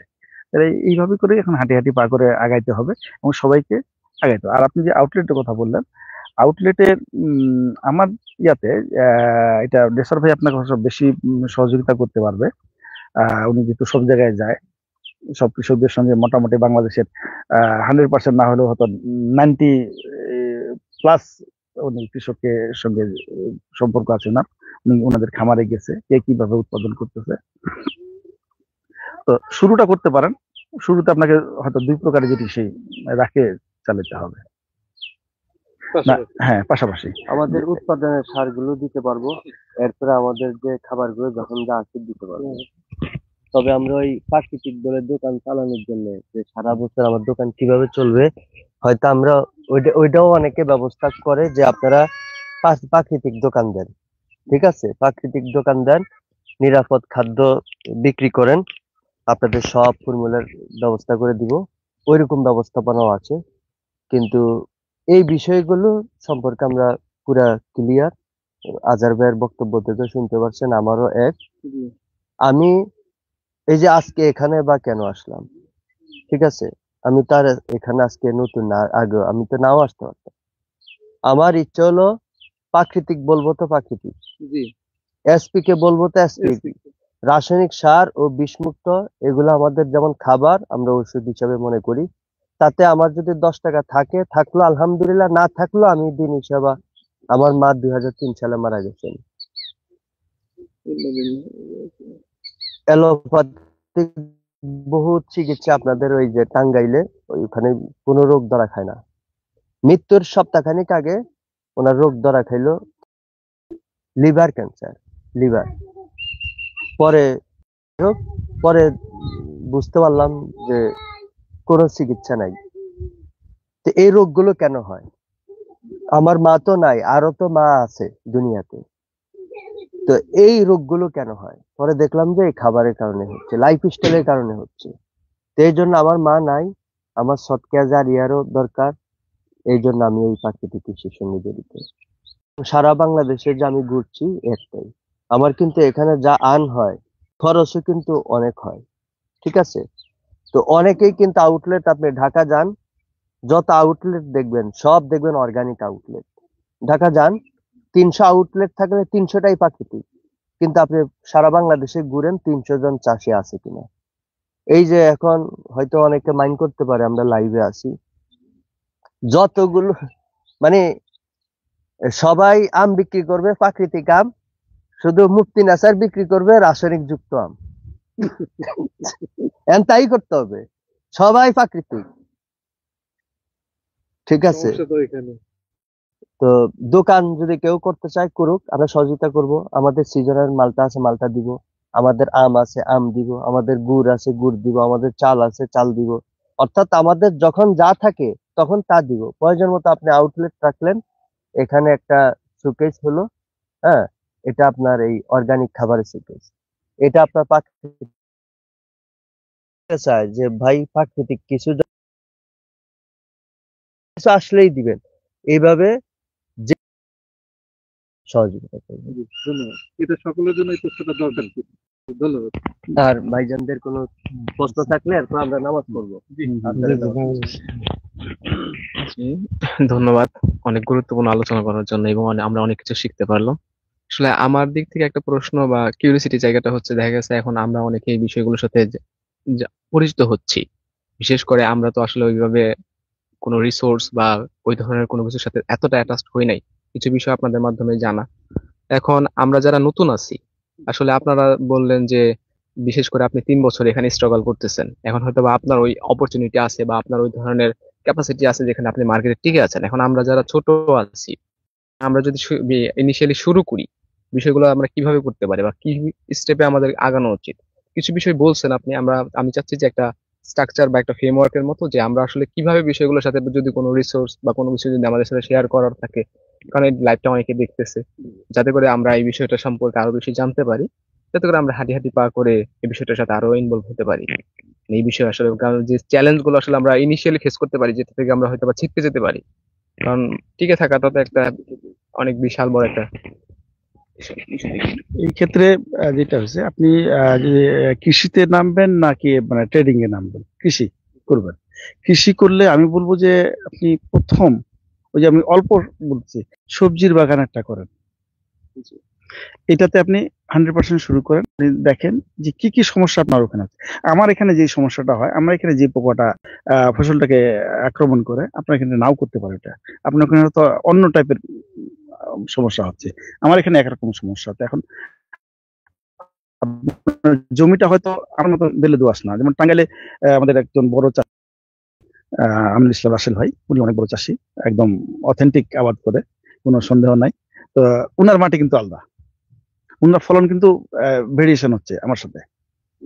হ্যাঁ, ওনার ওখানে আনারস উনি ভালো করতে পারতেছে। এখন আপনার জমিতে আপনার যে প্রচলিত লোকজন যেই ফসলগুলি করে সেগুলিতে আপনি শুরু করেন, অল্প করে করেন, আপনি বাকিটা রাসায়নিক করেন, না হলে আপনি কিন্তু ক্ষতিগ্রস্ত হবেন। ক্ষতিগ্রস্ত হলে আপনার উৎসাহ হারায় যাবে। প্রথম ফসলটা ক্ষতিগ্রস্ত হলেন, দ্বিতীয় ফসলে যদি ক্ষতিগ্রস্ত হন, যেহেতু মার্কেট নাই আমার, হ্যাঁ মূলধন হারাই গেল বা হারাইলো না, তখন কিন্তু আপনার মনোবল ভেঙে যাবে, না এটা আর করা যাবে না, আবার আপনি তখন জোরে সোরে তখন আবার রাসায়নিকে চলে গেলেন। আমি বলছি আপনি অল্প কিছু শুরু করেন, অল্প কিছু করবেন। আপনি হয়তো 1 বিঘা আবাদ করেন, তাহলে আপনি 2% করেন। একটা পরিবারের সবজির চাহিদা কিন্তু 1% জমি দিয়ে পূরণ করা যাবে, সম্ভব। আপনাকে ওই সাইক্লিক ওয়ার্ডে মানে করতে হবে। একটা সবজি উঠে গেল, তারপরে আপনি ওখানে ফেললেন, তার 8 দিন পরে একটা ফেলেন, 8 দিন পরে একটা ফেললেন। আমার এখানে একটা মডেল ছিল অবশ্য, আমি ওটাকে কালিকা কাপুর মডেল বলে, তো ওটা এখন অবশ্য ইয়া করে ফেলছি। হ্যাঁ হ্যাঁ, তাহলে আমার আমার যে চাহিদাটা, আমার ওখানে একটা পেঁপের গাছ থাকলো, দুটা হয়তো বেগুনের গাছ থাকলো, দুটা হয়তো ভেন্ডির গাছ থাকলো, এরকম সব রকমের ফসল থাকলো। একটা হয়তো মিষ্টি কুমড়া বা লাউয়ের গাছ লাগাইলাম আমি সাইডে, কোনো সাইডে। তো এইভাবে ওইটা মডেলটা করা হয়। আপনি এরকম অল্প জায়গায় করেন প্রথম, তাহলে আপনার একটু ফলন কম হলে পরেও আপনি আপনি করতেছেন, এটা প্রচার হওয়া দরকার, কারণ আপনাকে বিক্রি করতে হবে। যখনই আপনার পরিবারের চাহিদার বাইরে যাবে, সেটা আপনাকে বিক্রি করতে হবে। এখন আপনি যদি প্রচলিত মার্কেটে বিক্রি করতে যান, তাহলে কিন্তু আপনি টিকে থাকতে পারবেন না। আসলে এখানে কিন্তু যদিও প্রচার করা হয়েছিল যে এটা জিরো বাজেট, এটা জিরো বাজেট না। এখানে কিন্তু কস্টিং বেশি হয়। কস্টিং বেশি হয় মানে অনেক বেশি শ্রম দিতে হয়। তো শ্রমের তো একটা দাম আছে। আমি হয়তো আগাছা নাশক দিয়ে দিলাম, আমার 3 মাস এখানে কোনো আগাছা হলো না। যখন আগাছা তুলতেছি আমার আমার ওইখানে আর ওই প্রজেক্টে, আমার খালি শুধু আগাছা তুলতে গিয়ে। তাহলে এখন বিকল্প যে মালচিং আমি ওইভাবে করতে পারিনি। যেমন মালচিং কিন্তু একটা বিরাট চ্যালেঞ্জ, জৈব মালচিং করানোটা এটা বিরাট চ্যালেঞ্জ। সবকিছু আমি এখন আখের পাতাগুলি পাইছিলাম, তারপরে আমার এখানে 32,000 টাকার আখের পাতা আছে, লেবার কস্ট বাদ, আবার লেবার দিচ্ছে। তাহলে আপনি অল্প করে শুরু করেন, আস্তে আস্তে আস্তে করে হবে কি যে এই জমিটাতে এবার করলেন, যেই ফসলটা আপনাদের ওদিকে করে সবাই, ওই ফসলটা করবেন। আপনি একদম হুট করে একটা ভিন্ন টাইপের কোনো ফসল করবেন না, ওই ফসলটা করবেন, ওই ওই সবজিটা করবেন। তাহলে হবে কি যে আপনার ক্ষয়ক্ষতি কম হবে। হঠাৎ একটা অন্য ফসল করলেন, ওই দেখা গেল পোকা আক্রমণ বা জমিটাতে ওই ফসলটা হয় না, হ্যাঁ এরকম একটা ফসল করে ফেললেন, তাহলে ক্ষতিগ্রস্ত হতে পারেন। আপনি প্রচলিত ফসল করেন। আমার যেমন ওই যে বললাম যে আমাদের যে ট্রেনার কৃষিবিদ হরিশ সাধন দাদা, উনি গতবার বললেন আপনি যদি প্রথম ধান করতেছেন, প্রচলিত ধানগুলি করেন, আলাদা দরকার নাই। আপনি একবার শিখেন, এবার কিন্তু আমি একটু ভিন্ন টাইপের করছি। তখন কিন্তু আমি একদম সবাই যেগুলো ধান করে আমনে সেটাই করছে। যে আমি দেখি যে নতুন করলে নতুন কিছু সমস্যা হলো, তখন মনে করেন যে আর সার্ভাইভ করতে পারলেন না, মন আপনি প্রচলিত করবেন, অল্প অংশ করতে পারলেন, ভালো হলো। আপনি পরবর্তীতে ওটা আরেকটু একটু বাড়ান, ধাপে ধাপে। নাহলে কিন্তু একবারে করলে পরে এখানে বিপর্যয় ঘটার একটা সম্ভাবনা আছে। ফসলের ঘাটতি হয়তো হয়ে গেলে আপনি লোকসানের মুখে পড়ে গেলেন, যা উৎপাদন করলেন তা বিক্রি করতে পারলেন না। আর সবজি, কাঁচা সবজি আমি বাণিজ্যিকভাবে উৎপাদনে খুব বেশি উৎসাহিত করব না। আমরা গেছিলাম, অনেক বড় পার্টির কাছে গেছিলাম, আমাদেরকে ডাকছিল, আমরা গেলাম, আলোচনায় বসলাম, সবকিছু ওনার ডিমান্ড দিল, বাপরে বাপ, মানে মন লাগবে। তাহলে তো আর কি, গোটা সবাই মিলে যদি দিই তো ইয়ে হবে না।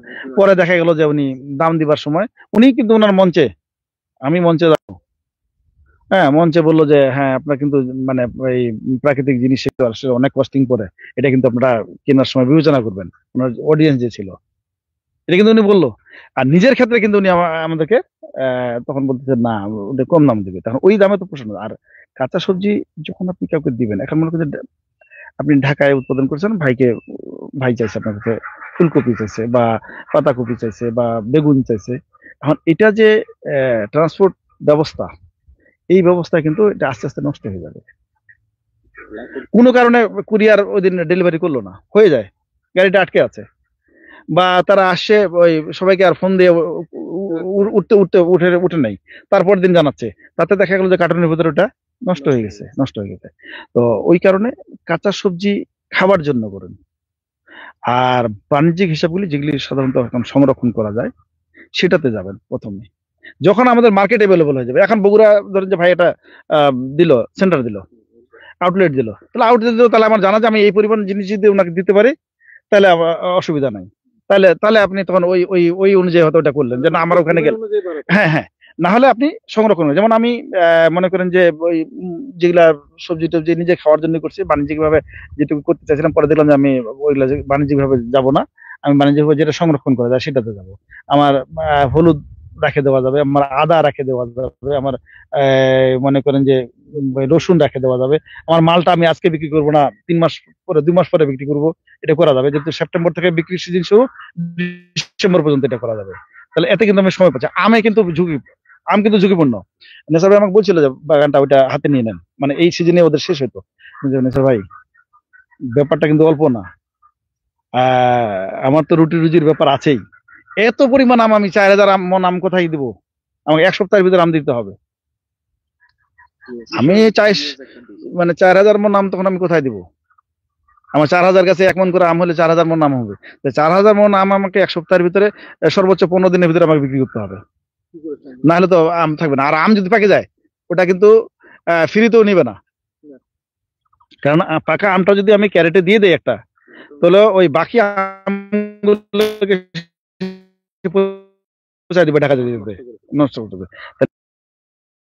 আস্তে আস্তে আগাইতে হবে, কারণ যেহেতু ওটা সংরক্ষণ করা যায় না। মালটা করা যাচ্ছে, মালটা 3 মাস রাখা যাচ্ছে, আম রাখা যায় না। আমার আখ লাগাইছে, আখ আজকে বিক্রি করলাম না, দরকার নেই, আমি গুড় করে রেখে দিলাম, যেটা কিন্তু আমের ক্ষেত্রে আমার কোনো বিকল্প পথ নাই। এখন আপনি মনে করেন যে এই যে ফুলকপিতে বিপর্যয় গেল, ফুলকপি যারা লাগাই ফেলছে, ফুলকপি যখন ম্যাচিউরড হয়ে গেছে, ওটা কিন্তু 7-8 দিনের ভিতরে তুলতে হবে, না হলে ওটা ফুটে যাবে, ওই যে ফুলটা হয়ে যায়, নষ্ট হয়ে যাবে। তাহলে 7-8 দিনের ভিতরে করতে হবে, যদি না পারেন তাহলে আপনার নষ্ট হতে হবে। ওই জন্য আপনি শুরু করেন, অবশ্যই শুরু করবেন। আবার শুরু আপনার করতে হবে, আপনাকে নিজে বাঁচে থাকার জন্যই করতে হবে, আপনার জীবনের জন্য। আপনি অল্প করে করেন, মিলেট উৎপাদনটাও করা যেতে হ্যাঁ। পারে। তাহলে আপনি যেই ফসলগুলি ওখানে হচ্ছে, আপনি শুরু করেন, আস্তে আস্তে কোন কোন ফসল হচ্ছে আপনি জামাত করবো। হ্যাঁ, তাহলে সবাই কিন্তু ওইভাবে জানে ফেলে যে সবাই ইনশাল্লাহ একে অপরে, যে ওইখানে ওইটা করতেছে, ওইখানে ওইটা করতে, ও ওইটা করে। যেমন এখন আমার কাছে কেউ ডিমান্ড করে যে ভাই এটা জিনিস দেন, আমি কিন্তু দেখাই দিই যে ভাই মুফতি ভাইয়ের সঙ্গে যোগাযোগ করেন। যেমন ভাইকে বলছিলাম, মানে আসলে এই বিভিন্ন ইয়াতে ব্যস্ত থাকাতে আমি মুফতি ভাই দিয়ে দিছি যে আপনি এই প্রশিক্ষণের যা কিছু হয় ভাই, আপনি ওইটা সব করেন, সমন্বয় করেন। হ্যাঁ, আমাকে কিছু বলিয়েন না, আপনি আপনার মতন মনে করেন, আমার এখানে হবে, অসুবিধা নাই। হ্যাঁ, ঘর আছে, থাকার কষ্ট করে আমরা ফ্লোরিং টোরিং করে থেকে যাবো, অসুবিধা হবে না। কিন্তু ওইগুলো আপনি করেন, যেহেতু আপনি একটু পারেনও। হ্যাঁ, উনি এই সময় দিতে পারে, অনেকক্ষণ কথা বলতে পারে। আমি এতক্ষণই মনে হয় কোনোদিন কথা বলি না, এই আজকে যে 1 ঘন্টা বললাম, তো কম কথা বলি। তো উনি এগুলা পারে। তো সবাই একরকম হয় না। তো মানে আল্লাহ তো এই বাংলাদেশের প্রাকৃতিক কৃষির নিয়ামত দিছে আল্লাহ, নিয়ামত হিসেবে আমরা পাইছি। আমি এত দূর আসছি, এটার পিছনে ওনার অনেক অবদান আছে। যে উনি যদি জিরো থাকে এই কাজটা করতে পারে, আমি তো ভাই 100-তে ছিলাম। আমাদের টার্গেট 1000-এ যাবো, কথার কথা যে 1000-এ যাবো, আমি তো 100 থেকে শুরু করছি, উনি তো জিরো থেকে শুরু করছে। উনি জিরো থেকে আমার এখানে যেদিন আসে, সেদিন ওনার আসার বললাম যে এখনকার মতন হলে আমি মার দিতাম না ওদিন। তো তো ওইরকম পরিচয় থাকলে উনি যে কষ্ট করে আসছে, আমি খালি ওইটাই হিসাব করি যে এই লোকটা যে এটা ওনার বাচ্চা আর আমার বাচ্চার বয়স সমান, একই সমানের, মানে ওই 7-8 বছর বয়স। এরকম বাচ্চাকে নিয়ে উনি চলে আসছে এত দূরে, প্রত্যন্ত যে চিনে না জানে না, ঠিকানা জানা নাই, এখানে চলে আসছে শুধু প্রাকৃতিক কৃষি ভালোবাসে। এই লোকটা যদি এত কিছু করতে পারে, তাহলে আমি ফের একটা উৎপাদন করে কেন ওনাকে দিতে পারবো না? দেই, চলুক। যেমন ওনাকে আমি একটা আজকে একটা প্রস্তাব সম্পর্কে দিচ্ছি যে একটা সাধারণ ছোট কৃষক, কিন্তু উনি যখন উৎপাদনে যাবে, উনি এখন জৈব সারটা তৈরি করতে পারতেছে না, ওনার 10 পাতার রস করতে পারতেছে না, সমস্যা, এগুলি আমাদের সাপ্লাই দিতে হবে। তাহলে এগুলো যদি আমরা ভবিষ্যতে আমার লাইসেন্সটা যদি হয়ে যায়, আল্লাহ যদি সে লাইসেন্সটা তো মানে আমার নসিবে রাখে, যদি আমরা লাইসেন্সটা করে নিতে পারি, তাহলে আমরা ওই জায়গায় জায়গায় করবো, যেখানে বড় আমাদের কমিউনিটি গড়ে উঠছে, যে সেখানেই আমরা সব তৈরি করব। হ্যাঁ, লাইসেন্সের ব্যাপারে আমরা ওখান থেকে মার্কেটও করব, কারণ টাকা লাগবে, চলতে গেলে টাকা লাগবে, টাকা ছাড়া চলা যাবে না। কারণ আমার যদি টাকাই না থাকে, তাহলে আমি আপনার কেমনে পরামর্শ দেবো, কেমনে কিছু দিব? কারণ আপনার ওখানে যে আপনি আসছেন, টাকা খরচ হয়েছে, নেশার ভাই আসছে, টাকা খরচ হয়েছে, এখন এই টাকাটা তো আমাকে ইনকাম করতে হবে, আবার এই লাইন থেকে ইনকাম করতে হবে। তো এই জিনিসগুলো কিন্তু মানে মানে ই করতে হবে। আমরা যেমন নিয়ত করছি যে আমরা বাংলাদেশে সব জায়গায় হয়তো এক সময় সারের যদি আমি লাইসেন্সটা পেয়ে যাই, তাহলে সারের একটা ওখানে হলে পরে পরিবহন খরচটা কম লাগলো, ওখানে তৈরি করা হলো, ওইখানকার যারা কৃষক তারা সহজেই পাইলো, হ্যাঁ, ডিমান্ডটা পূরণ করা গেল। এটা ইনশাল্লাহ আমরা, আল্লাহ যদি আমাকে হায়াতে রাখে, সবকিছু যদি সঠিক নিয়মে চলে, আমরা করবো। তো আপনি শুরু অবশ্যই করবেন, নিজে বাঁচা থাকার জন্য করবেন, সেই ছাদ কৃষি হোক, মানে উঠান কৃষি হোক, আর মাঠ কৃষি হোক, তা আপনি অল্প দিয়ে শুরু করেন। বাণিজ্যের হিসাব আপাতত বাদ, আগে নিজে বাঁচি, তারপরে অন্যজন। আগে নিজে নিজে নিজে খাই বাঁচবো, তারপরে বউ বাচ্চা খাওয়াবো, তারপরে মনে করেন যে সবাই খাবো, আগে নিজে খাবো। আপনি যদি নিজে না বাঁচে থাকেন, তাহলে ওদেরকে কেমনে বাঁচাবেন? আপনি অন্তত ওইটুকু করেন যে আমি নিজের জন্য খালি করি, ইনশাল্লাহ সম্ভব। আলহামদুলিল্লাহ, আজকে আমাদের মানে আজকের মানে এই আলোচনা তো শেষের দিকে, রিসার ভাই কিছু বলে করেন। আমাদের ইনশাল্লাহ ভাইজান আছে, রাত্রে ইনশাল্লাহ লাইভ হবে, আমরা আলোচনা করব, কালকে সকালেও ইনশাল্লাহ করব, এরপর আমরা বিদায় নিব। তা আজকে আলোচনা যা হয়েছে আমরা সবাই শুনেছি। তা আমরা আজকে একটা বিষয় আজকে মনে রাখতে পারি, আমরা সকলেই মিলে উৎপাদন করব, সকলেই এগুলো বিক্রি করব, সকলেই এগুলো খাবো। তো উৎপাদন করতে গিয়ে আমরা একজনে সবকিছু উৎপাদন করতে পারবো না। আপনি আলু করছেন, আপনি আমাকে আলু দিলেন, আমি ডাল করছি, আপনি আমার কাছ থেকে ডাল নিলেন, আমি অল্প করছি, আপনি বেশি করছেন, বেশিটা আমাদেরকে দিলেন, আমি অল্প করছি, আমি 2 জনকে দিলাম। এমন আমরা একটা গ্রুপ তৈরি করেছি, যেটা আমাদের ফেসবুকে একটা গ্রুপ আছে, দেখতে পারবেন, প্রাকৃতিক কৃষি পরিবার। এখানে উৎপাদকও থাকবে, ভোক্তাও থাকবে, সকলেই মিলে ইনশাল্লাহ আমরা এই প্রাকৃতিক কৃষিটাকে নিজের খাবারের জন্য, লাইফ স্টাইলের জন্য, সুস্থতার জন্য, নিজের ছেলে মেয়ে সন্তান মা বাবাকে ওষুধ থেকে মুক্ত করার জন্য, এবং নিজে আসলে সত্যিকার ন্যাচারাল স্বাদ আস্বাদন করার জন্য ইনশাল্লাহ আমরা এই কৃষির সঙ্গে আছি। সকলে আমাদের এই খাবারগুলোতে আসবেন, এগুলো ভিজিট করবেন, ট্রেনিং নেবেন, এবং আমরা সামনে আমাদের এই খামারগুলোতে আমরা 1 মাসের জন্য নিয়ে আসব। এখানে প্রাকৃতিক খাবার খাবেন। আপনি যে অসুস্থ ছিলেন, কি কি আপনার খাবার খেতে হবে, এই খাবারগুলো আমাদের এখানে এসে খাবেন। অসুস্থ আসছেন, সুস্থ হয়ে ইনশাল্লাহ বাড়িতে যাবেন। আর এগুলো উৎপাদনের যত প্রণালী আছে, এই প্রণালী থেকে শুরু করে খাবার থেকে শুরু করে সবকিছু দিয়ে আমরা ইনশাল্লাহ আপনাদেরকে সর্বাত্মক সহযোগিতা করব। আপনারা বিক্রি করেন, কিনেন, খান, আরেকজনকে দেন, যেভাবে যার যেটা করতে মন চায়, যে স্কুপ থেকে পারেন সে সেটা করবেন। আমরা সর্বাত্মক সহযোগিতা করব যতটুকু পারি। আমরা সকলেই সকলের কল্যাণ কামনা করে আজকের এই অনুষ্ঠান এখানেই সমাপ্তি, সভাপতি সাহেবের অনুমতি ক্রমে আজকে এখানেই অনুষ্ঠান সমাপ্তি করছি। ইনশাল্লাহ আবার রাত্রে শুরু হবে। আসসালামু আলাইকুম ওয়া রাহমাতুল্লাহি ওয়া বারাকাতুহু। নামাজ পড়ে ঝোঁক করতে